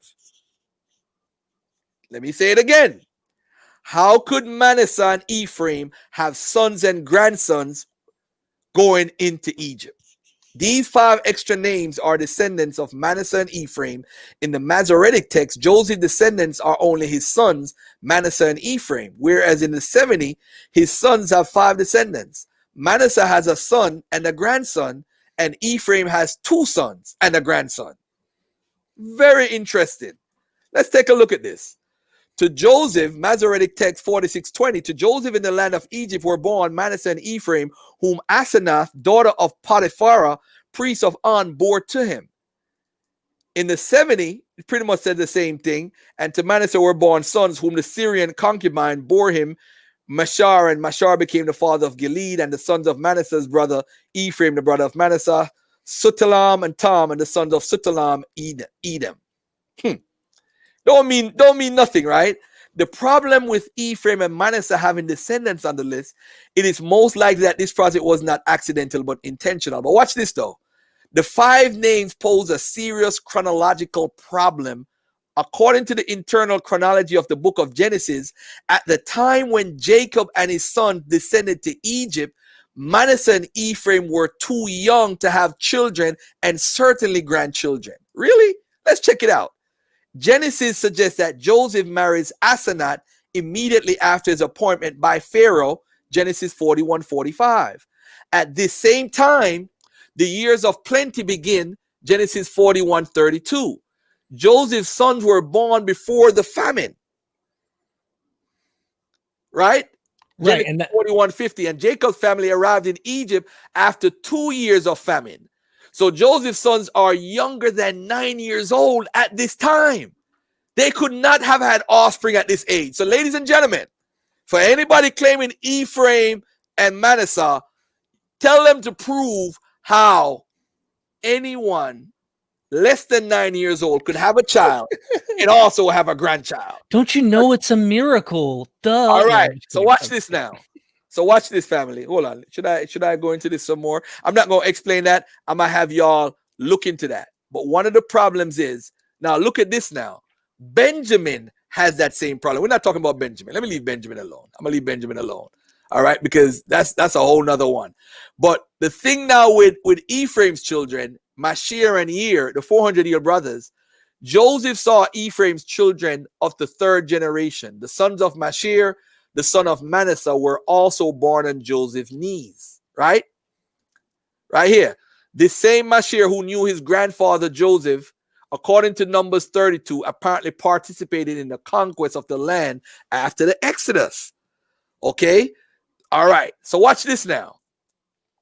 Thus, taking the Torah statements at face value, Mashir would have to have survived the entire stay in Egypt and 40 years in the wilderness to have sat both on Joseph's knee and participated in the conquest of the Transjordan. Basing ourselves on biblical accounts concerning the length of the sojourn in Egypt, he would have been close to 400 years old. Only in the initial section of Genesis do the recorded lifespans of some biblical characters exceed 400. After Genesis 11, the longest spans on records do not exceed 180 years. Gilead, according to Numbers 26, Mashir has a son named Gilead. Later in the Bible, we learn that Gilead has a number of sons with his wife, but his famous son, Yiphtash, is born to a harlot. Right? But watch this. This guy also lives and comes through the whole thing. So for those who claim Manasseh, you got to be careful in claiming Manasseh and all that stuff. Let's look at the Aramean heritage of Manasseh. Manasseh has both of, you know what? I don't want to go too deep into this. This is too much right now. Yeah, we could do a show digging into this more in depth. Yeah, but let me do this one real quickly. This is from the ideology of the Book of Chronicles and its place in biblical thought.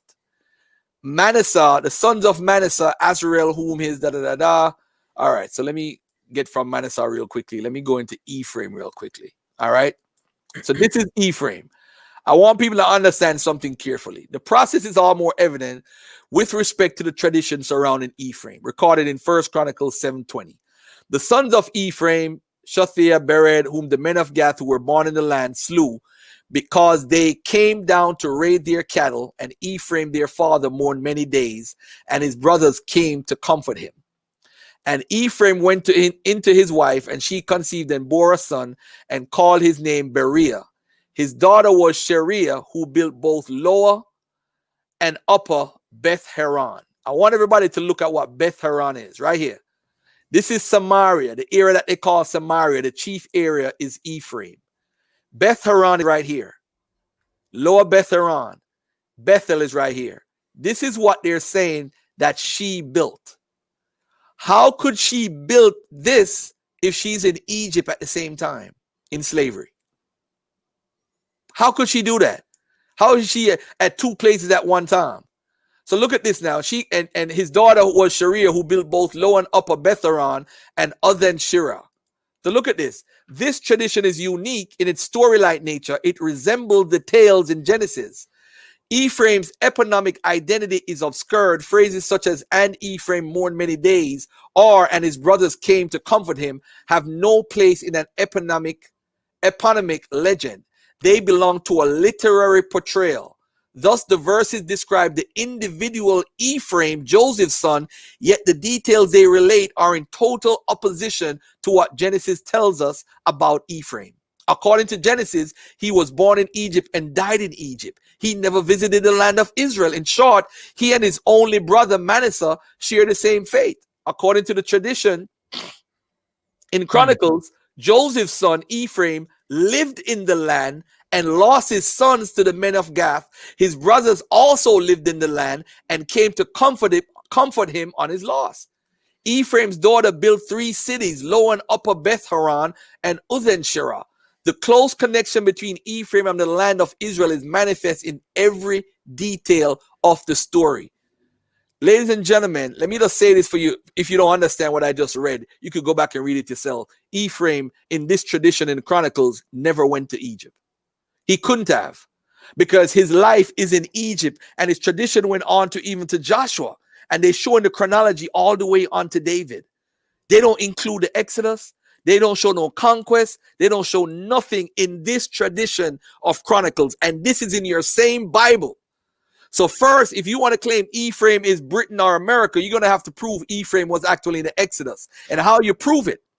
You go to Gary Renford's work on the tribes and Exodus, and he shows and proves Ephraim was not involved with the wandering tradition, the conquest, or anything. Well, the wandering tradition and the Exodus, they weren't involved. You don't see them in the story at all. You only see them at Exodus at the beginning of the chapter saying, hey, these are the 12 tribes. Otherwise, you don't see them playing a role at all in the story. But, I mean, I have a whole presentation on here about Joseph and Exodus. But one thing I want to bring up real quickly here is Beth-horon. If you're coming down to Gath, you would have to be up in the hills of Canaan. If you were going up to Gath, you would be coming from Egypt. So the brothers who stole the cattle from Ephraim was coming from the Ephraim hills, the Canaanite hills, down to Gath, because Gath is where Goliath is from. You understand? So, ladies and gentlemen, I just solved a major issue here. I just proved within the biblical text that Ephraim was not even a part of the Exodus tradition, and that the Joseph tradition, as I show, their son and grandchildren could not go into Egypt because it's impossible. And plus, Ephraim was already living in Egypt. He couldn't be more than 5 to 9 years old, but he had children and grandchildren, which is totally impossible.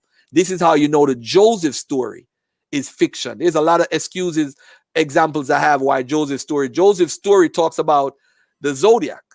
Nobody in history talks about a zodiac until the Babylonians, who talk about the zodiac.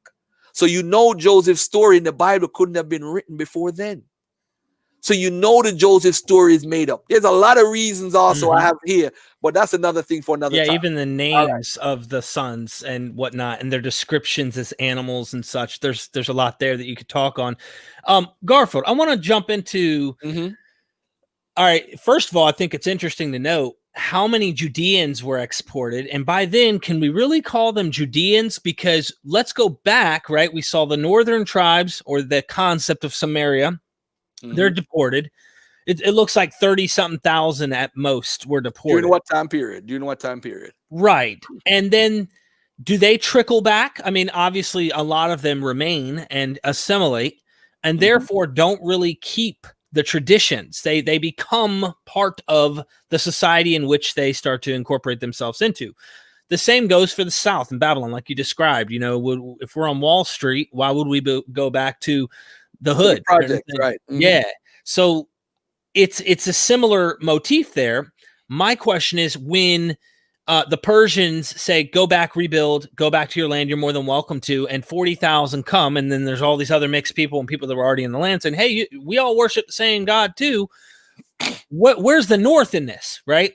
Because the problem we have is there's the motif of the 10 lost tribes, right? And you're like, why don't they talk about the lost tribes of Judea? Because seems like a lot more lost during the Babylonian conquest than what we saw in the north. Why is that important when more people went to Babylon and left the land of Israel and started following the foreign ways and whatnot from the southern conquest than it did in the north? So why is that relevant? And the southern one isn't something that is a motif in the biblical narrative as well as in the religious groups that are out there today. How do we solve that problem? So they're still thinking that they're coming back. Is that because they lost them completely? You brought up Arzareth. I believe I'm pronouncing that correct. Is that correct? Arzareth? Yeah, Arzareth, right. Arzareth, which is kind of a mythical place, another land, right? Where no man has ever lived. I mean, that sounds strange. It's almost like it's not there. And for those who think that are in the vein of I discuss with, they're called Israel-only proponents, and they're preterists. So they believe the first century is when everything was fulfilled, wrapped up, and I actually admire preterists, but the issue is if 70 and everything is complete, that means our belief in that gospel or whatever is irrelevant because nothing special is happening for that individual. If 70 AD is when everything happened, you should be in a different light. You should be in a different world. You should be living in the time of redemption and living in a world with a bunch of people who actually believe what you believe and living in this holy place. Now, if all right, let me get back to this because this is very important. I got a few things to bring up so that we're the lost tribes of Judah is relevant to a lot of people because those people, if you look at the Kittus War, a lot of people, they said over 5 million people lived outside of Judea during the Kittus War, which was around 115 AD. Now, if 5 million people lived outside of Judah or Israel, that means they had people living outside before that time period, and that those people multiplied. And the key is the Babylonian Jews who continued to live there and build a society became the Jews, because remember, Babylon became the central location after 70 AD. When you look at Rabbi Akiva and you look at the Tanaic period, which is from 70 BC all the way up to like around 200 to like 500 AD, you see that the Babylonian part of Judaism is the main place right now. So all those Jews, you look in towns of Susa, you look at the Nehirda yeshivas, you look at the Susa yeshivas. I mean, all of this is in my book where I go into where those schools of thoughts that they have is what is the central location for Judaism or Yahwehism, which became rabbinical Judaism at the time. So what we need to understand is those people that stayed in Babylon continue to live there. So those people continue to live there. The only time, and the truth of the matter is, family, if you ever heard of the Karaite Jews, the Karaite Jews broke from those Babylonian Jews around the 8th or 9th century and went somewhere else. But the truth is, those Babylonian Jews continued to live there. They developed the Judaism that they have today into the rabbinical Judaism, and people went all over the world and traded. You had Radhanite Jews, you had Bukharan Jews, you have Port Jews, you have Ravina Jews, you have all type of Jews, you have hundreds of Jews. But the issue is those Babylonian Jews that continue to live there, continue to live there. They didn't leave. This is what the Marasha tablets prove. They weren't moving. They had wills, and in their will they say, make sure you pass this. They even gave slaves left property for their slaves in their wills. They continued to live there because they were bankers. They dealt with banking, the Marasha family. And what they did is they expanded, and as long as they expanded and they could live comfortably, they're going to live there. They're not going to move because they always was a Jewish population in Iraq. Saddam Hussein, one of the reasons why there's this conspiracy theory about Saddam Hussein is because of the Al Yahuda tablets. They wanted to recover those, and Saddam destroyed the areas where they were digging up and finding all this stuff because they don't want folks they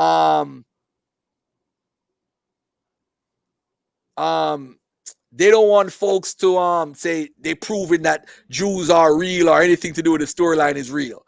So they would sabotage it, the Islamic world.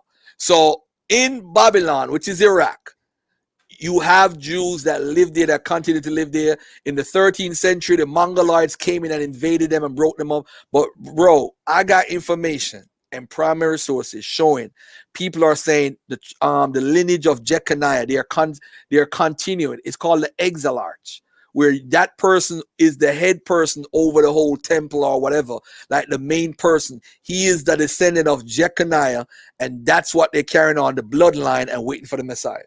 So that is still carrying on in Babylon for years, bro. There's no, you know what I'm saying? So this is opening up the whole can of worms, because we're here looking for the lost tribes while the lost tribes of Judah is missing.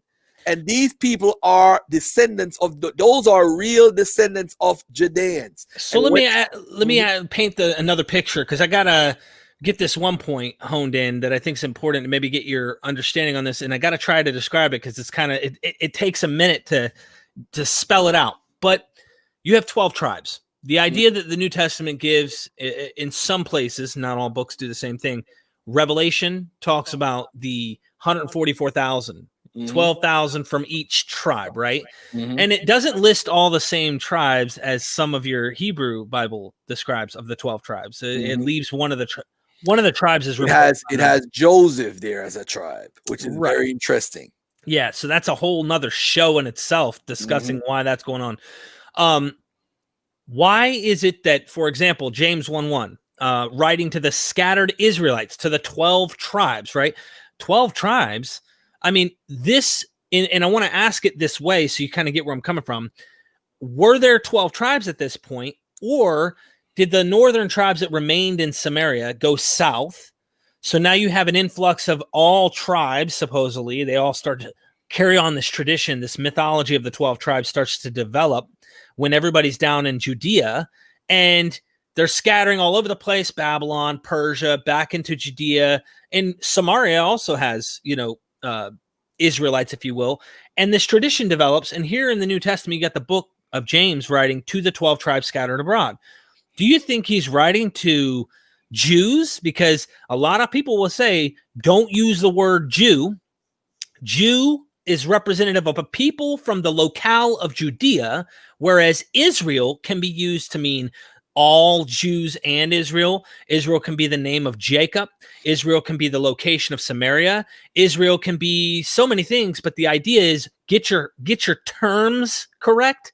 And you got to know Israel and Jew, two separate things. But scholars I'm looking into are saying that in the first century, what you have are, to know if they're an Israelite, is that they were Jews by the first century. There was no northern lost tribe. Right. All right. Remember this though, in context. Under Roman Judea. Remember, Roman Judea expanded, that it was huge all the way up to Upper Galilee. So the map for Judah is different. Judea as a Roman Judea, and if anyone Googles it, you'll see that the geography is completely different. It includes what we would call Northern Israel. You see, the thing is, we got to go back to what I said at the beginning. You got to understand this is literature. These are people who are writing in the 2nd and 1st century BC, trying to figure out who they are, where they came from, how did we get here, what did we do wrong, how did all of this happen, who, what, where, and how. And the issue is a lot of the redactions of these texts are taking place in the 2nd century, 1st century BC, when they had control over the region.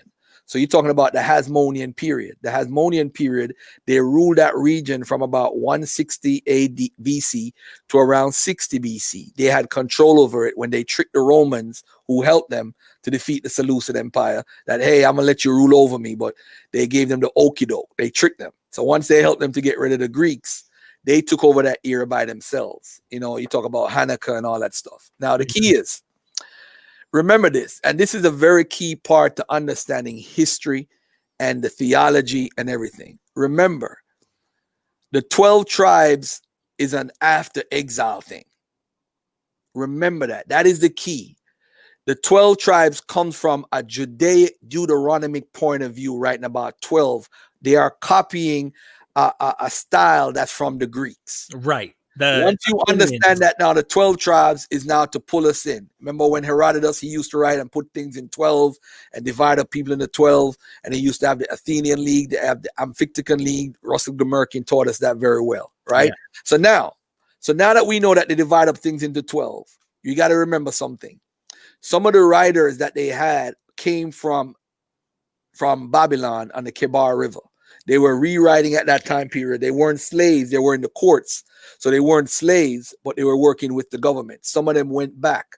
They trickled and went back. And those are the people that established a Torah. When Alexander the Great came, the Greek or the Great, whatever he is, he took them on ships and enslaved them in Egypt, right? After he died, the Ptolemies freed them. They built a city for them called Alexandria. Alexandria is a port city. The Jews could trade. They were asked to write a history of them because the Greeks wanted to collect writings of everybody. So, if they're writing, they're rewriting, they're engulfed into the Greek culture. That's how some of the Greek writings get into the biblical text. All right. So now the 12 tribes now is a part of the whole Greek mindset, the whole Greek milieu. All right. Greek world milieu. So they wrote about the 12 tribes. I don't think we should take it that serious because as I show with the Song of Deborah, there wasn't a 12 tribes. There was 10 specific tribes pointed out and 6 participated, 4 didn't. There was no Judah at the time. Judah was sparsely populated in the 11th century.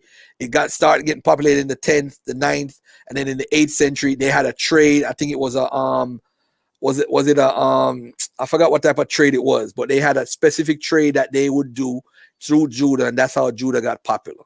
All right. Judah was always sometimes a vassal, as Russell Gmerkin is teaching now, and which many scholars agree was a vassal to what we call Northern Israel. If folks want to claim that they're a part of Israel, it is very difficult for you to say, hey, I'm a part of the northern tribes that got deported, because we know where they went.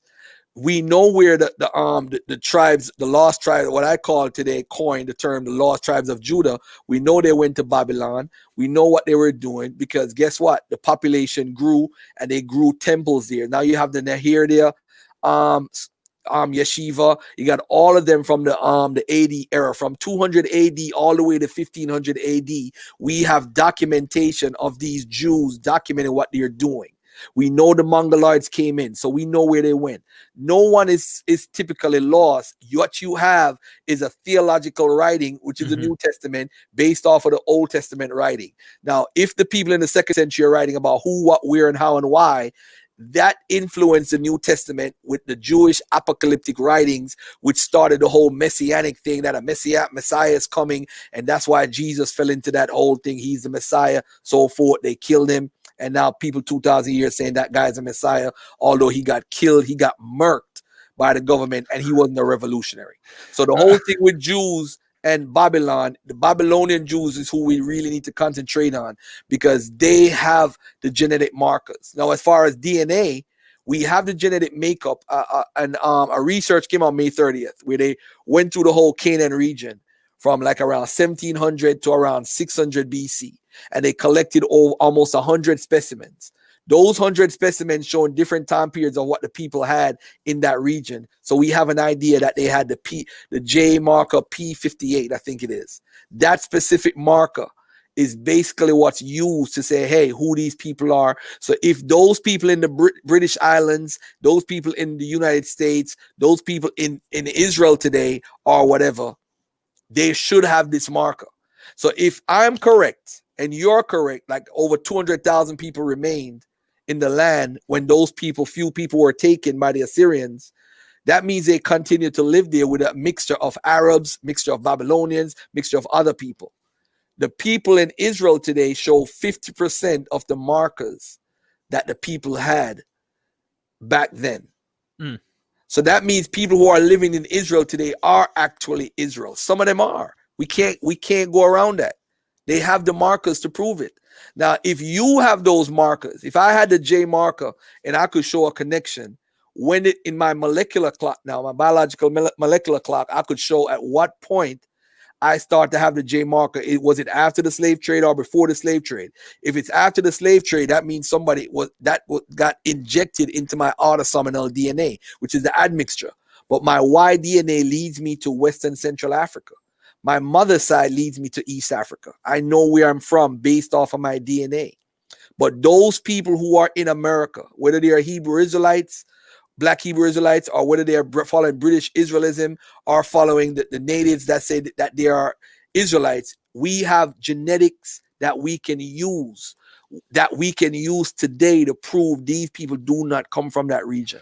If you don't have the J marker, if you don't have the markers that developed in the Middle East, so-called Middle East, you are not connected to those people at all. Okay, this is a great place. I think you got to get your son in 15 minutes. So I want a comment on Paul, and just as a teaser, because we got to do a show about the river.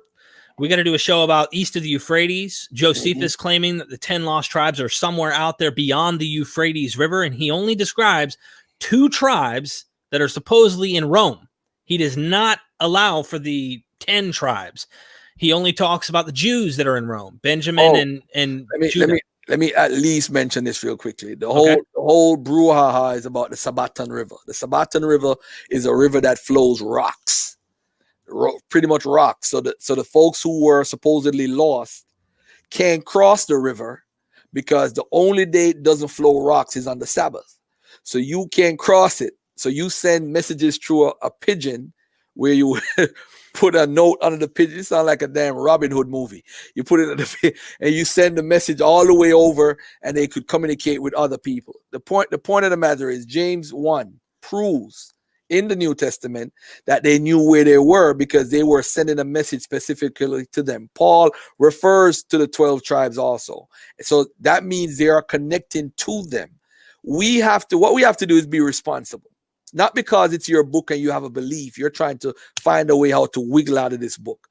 History, archaeology, anthropology, linguistics, and genetics contradicts everything that you believe with this book. The book has some realistic stuff in it. I'm not going to lie. As I pointed out, the Assyrians did take them.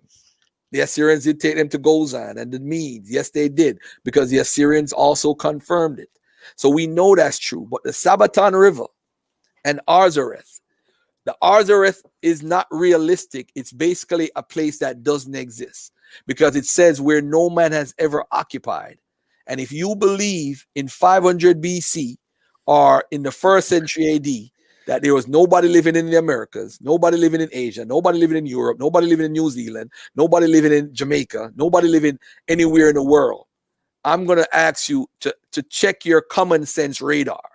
Because that's when you have to say to yourself, you know what, man, this guy might be correct. You know, what is his angle? What is my purpose? My purpose is to bring information to the public to let us have reasonable discourse on the biblical text. Reasonable discourse. That's my purpose. My purpose is to take you out of the madness. Because listen and truly, when you have a George Bush saying, I prayed to God and Jesus told me to go into Iraq, that's a problem. Mm-hmm. When you have wars based off a religion, it's a problem. Yeah. And don't think it's just the Bible, because you got these Quran people that's not, they're more nuttier than these British Israelite dudes you're dealing with.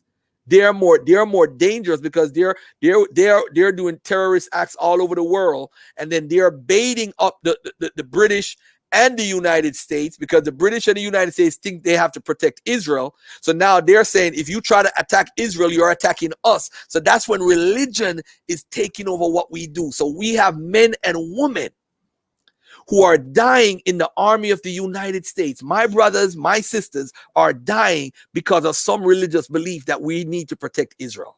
Mm-hmm. But that's when we have to bring reason to the biblical text. The 10 tribes are not lost, mind of Joshua. They're not lost. It's all in it's a theological writing that's not meant to be true.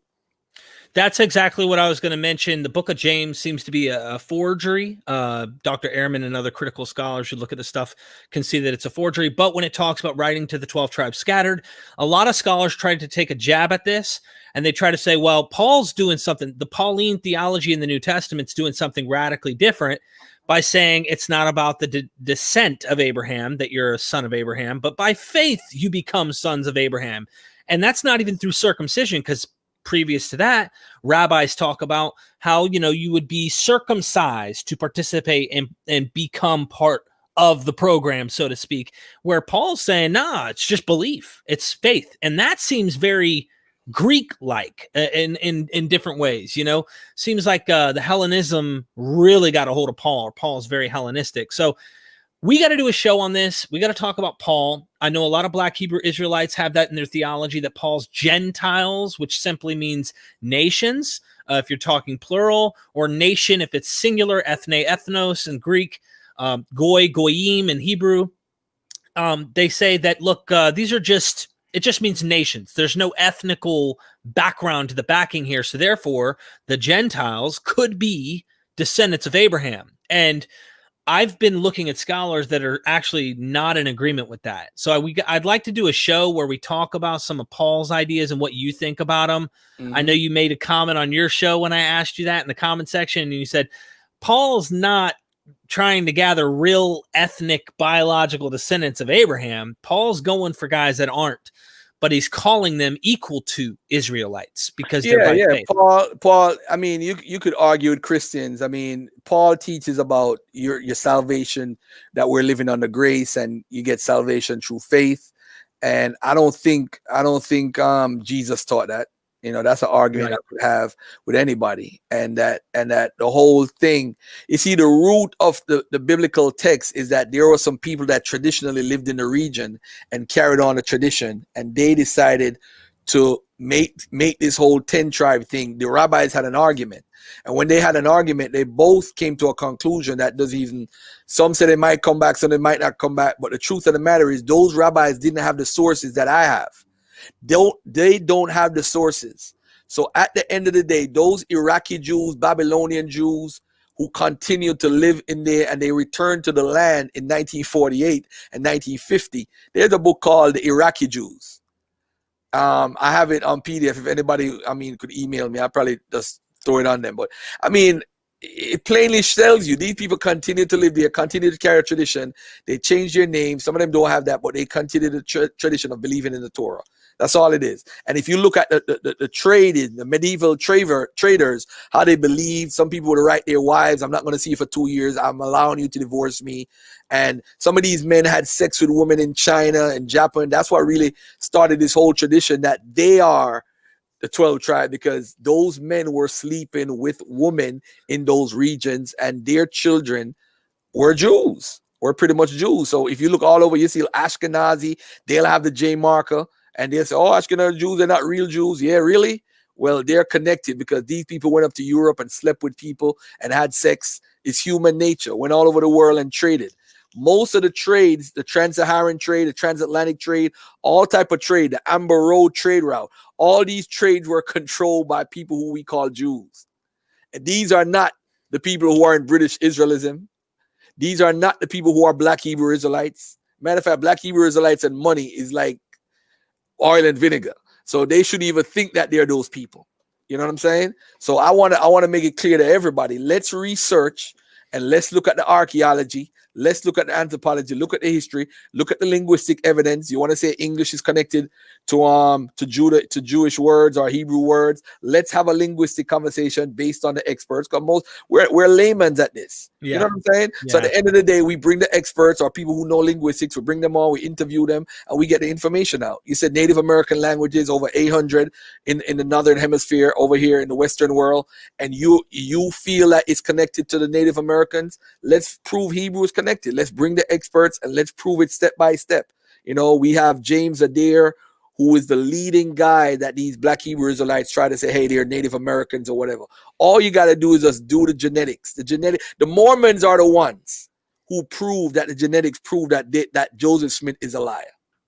The Mormons are the one that literally prove that. They put out the information. Hey, you know what? This is what Joseph Smith taught. But listen, the genetics. Even one of the guys, he's like, I'm a biologist and I'm a Mormon, but I got to go with what the biology says. It's not us. We are not connected to these Jewish people. Joseph Smith was incorrect. Yeah, there's a lot of things he was incorrect on. I'm doing a series right now on that. Garfield, ladies and gentlemen, in the comment section, his YouTube channel, he goes by Dagger Squad. Okay, that's his YouTube channel. I mean, his name's Garfield, but he has a lot of debates on his channel, and usually he's arguing and discussing things within the framework of the Black community, if I'm not mistaken. I mean, so if you're not interested in that, obviously you may not want to go and check it out. But I'm telling you, it's a lot of fun. I'm learning a lot. I don't get involved other than these type of topics that I like. The ethnic stuff I try to remain out of, just because I don't feel it's my place to sit here and come and talk to them. I'm glad there's somebody like you in the community, though, that's speaking up, because they're not going to listen to me. I'm just an Edomite, remember? Hey, one more thing before I go. Deuteronomy 28 verses 68 is the verse that Black Hebrew Israelites use. And what we have in the verse is, let me just bring it up on the screen real quick. Okay. To close it out. And by the way, if anyone has any questions, just read them out to me. Let me just share my screen one last time. Deuteronomy 28 verses 68. Here we go. All right. So let me share this right here.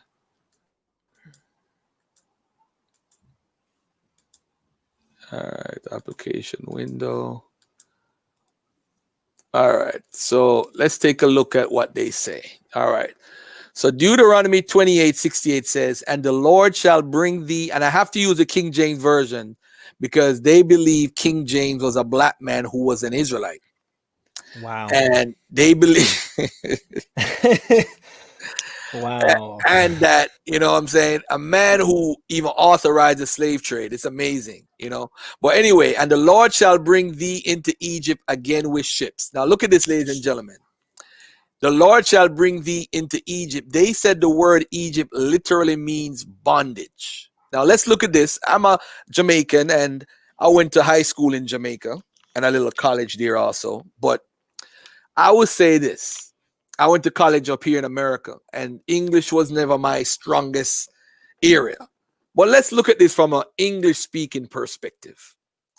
And the Lord shall bring thee, bring is an action, bring thee into Egypt. So they're saying it's bondage, right?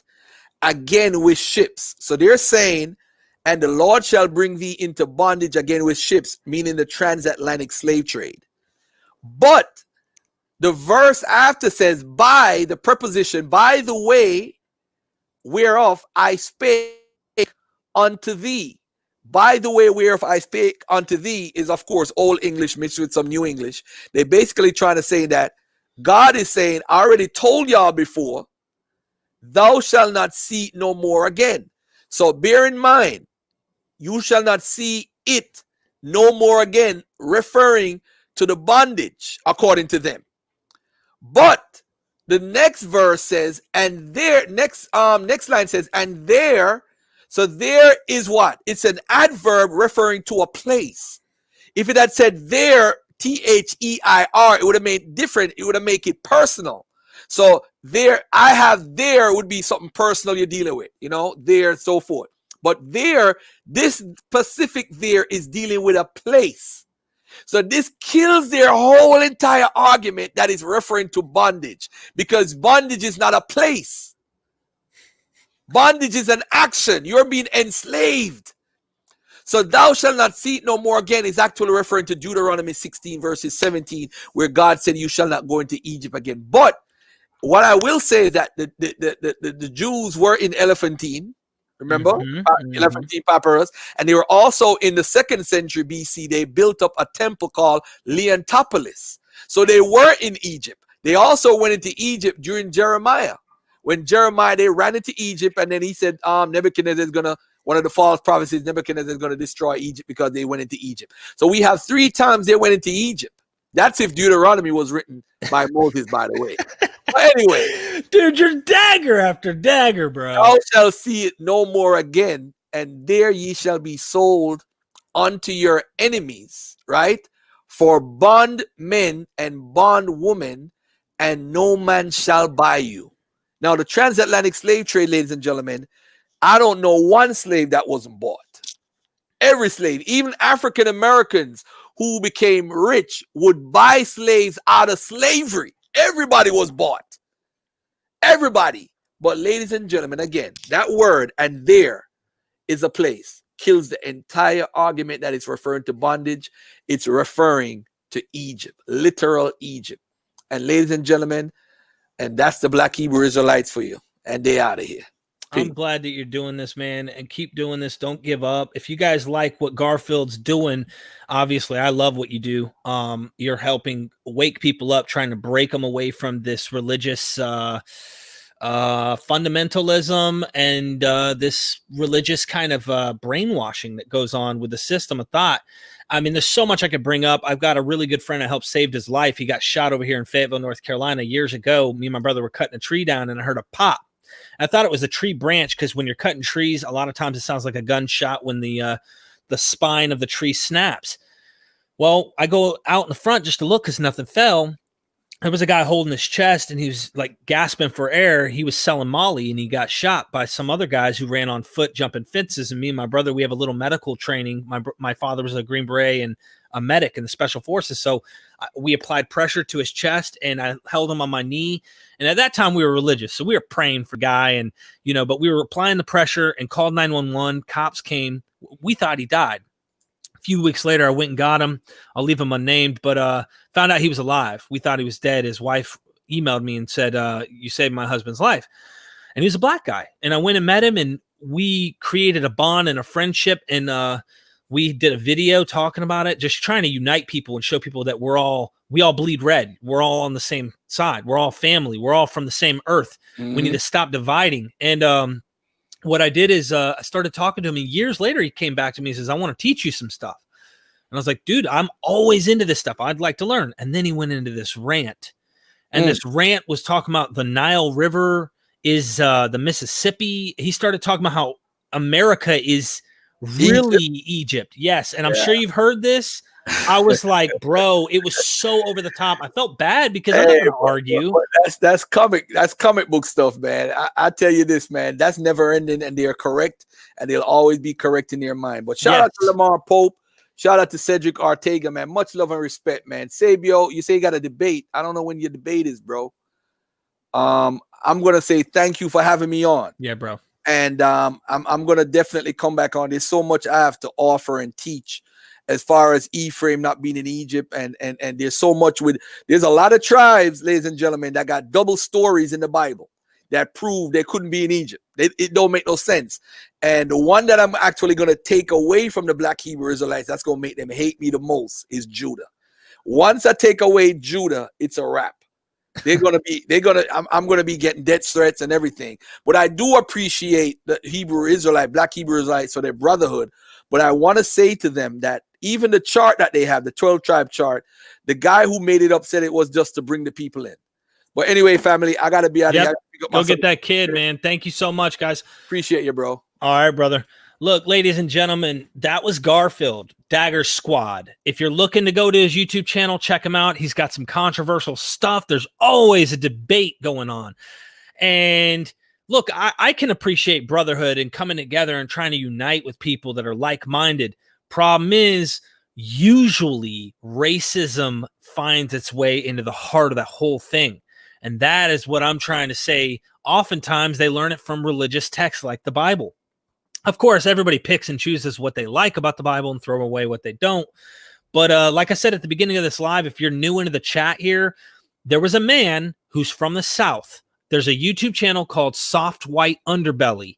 He interviews people on Skid Row down in California. And he interviewed a Ku Klux Klan member with a purple pyramid freaking wizard hat on.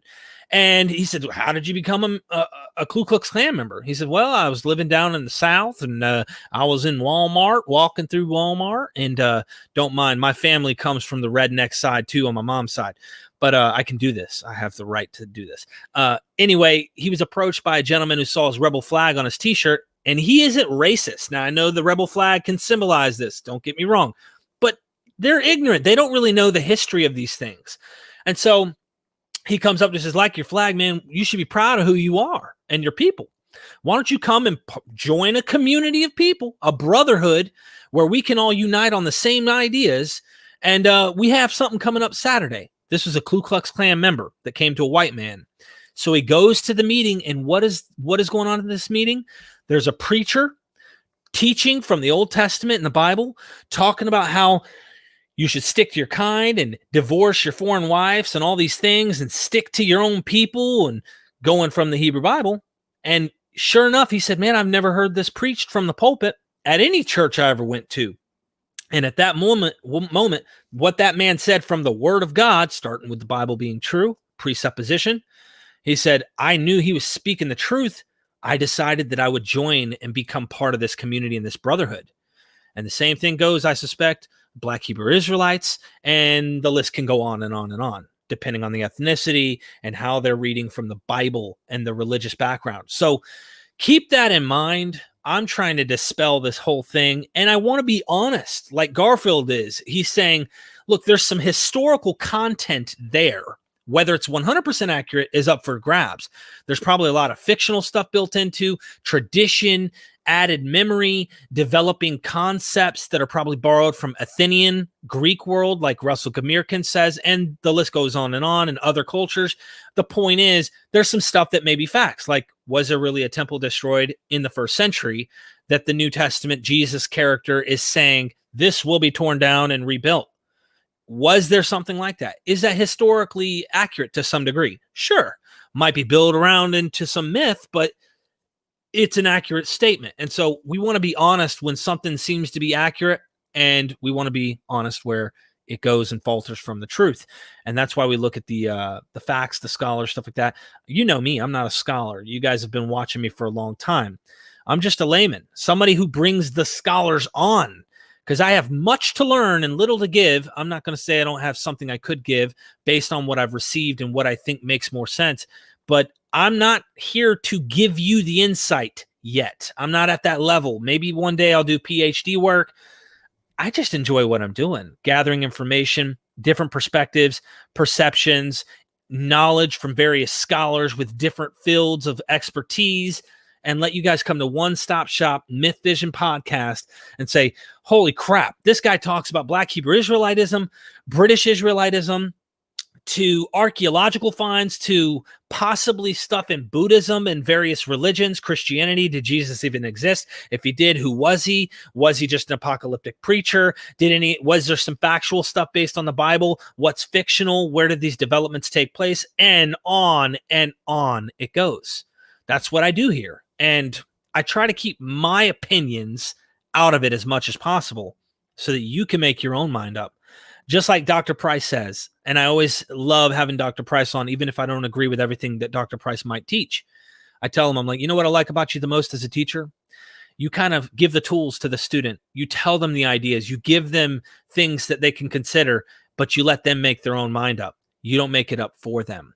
So with that being said, ladies and gentlemen, we know where the lost tribes were, and they weren't so lost, so to speak, even though in one manner they were, because they were no longer in the land in which their God dwelled, and they were deported into new locations. And did they come back? Are they still waiting to come back? Was it that the 1st century is when they came back? Is it all just a mythological motif?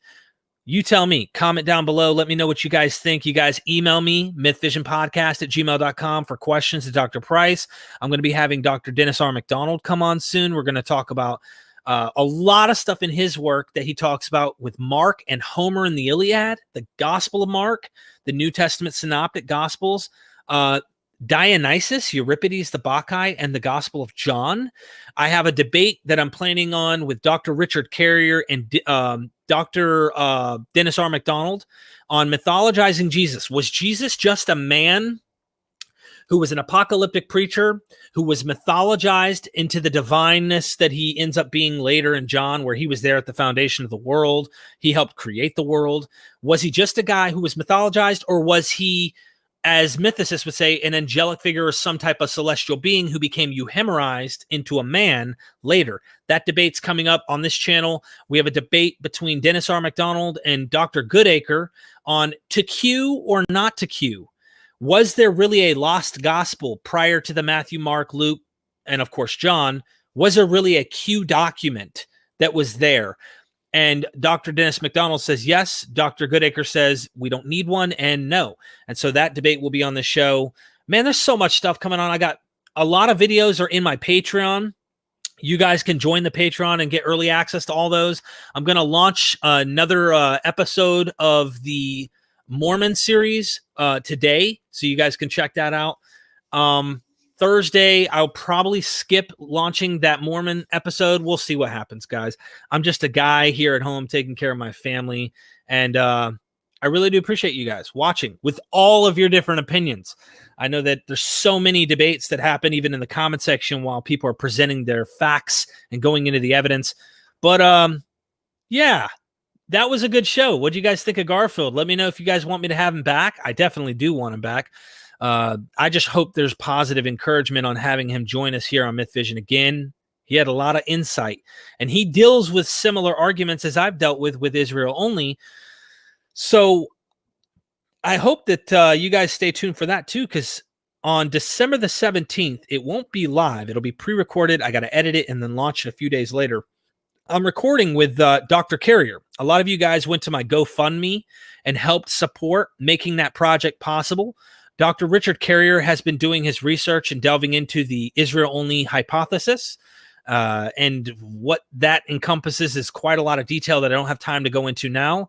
He's going to be dealing with that on a show on the 17th of December and writing his article where there will be open dialogue back and forth. I hope Israel-only proponents will take him on the task and at least challenge him in a debate in his blog down in the comment section.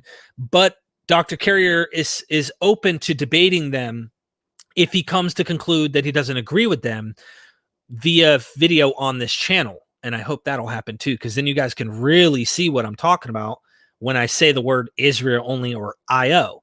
You guys could see that. I don't know if any of the Israel only proponents would really be willing to debate Dr. Carrier, but he has openly said he would if he disagrees with him. And I don't think he's going to agree with him. That's just my opinion, but we'll see what happens at the end of the day. And with that being said, I love you guys. I see more Garfield. Dagger Squad posting the comment right here. Here's the YouTube channel. Hit that like button before you go, because a lot of people probably thought that Garfield was a proponent supporting Black Hebrew Israelites and stuff like that. No, he's actually going out trying to dispel these things. So hit that like button. I see no reason why there would be 6 dislikes apart from the fact that 6 Black Hebrew Israelites or someone who was in that Israelite field of information saw this and said, oh, I'm triggered. I can't stand this information. I don't like what he just said. I'm disliking this. I see no reason why that. So hit that like button, helps us grow, and we'll bring you guys more of Garfield. Here is his YouTube channel, guys. I really love that guy. I've been in constant conversation with him. He's in the same kind of mindset that I am, trying to be critical. So, and guys, if you've had amnesia, maybe you just don't have a good memory, don't forget. We are Myth Vision. Love you guys. Have a good afternoon.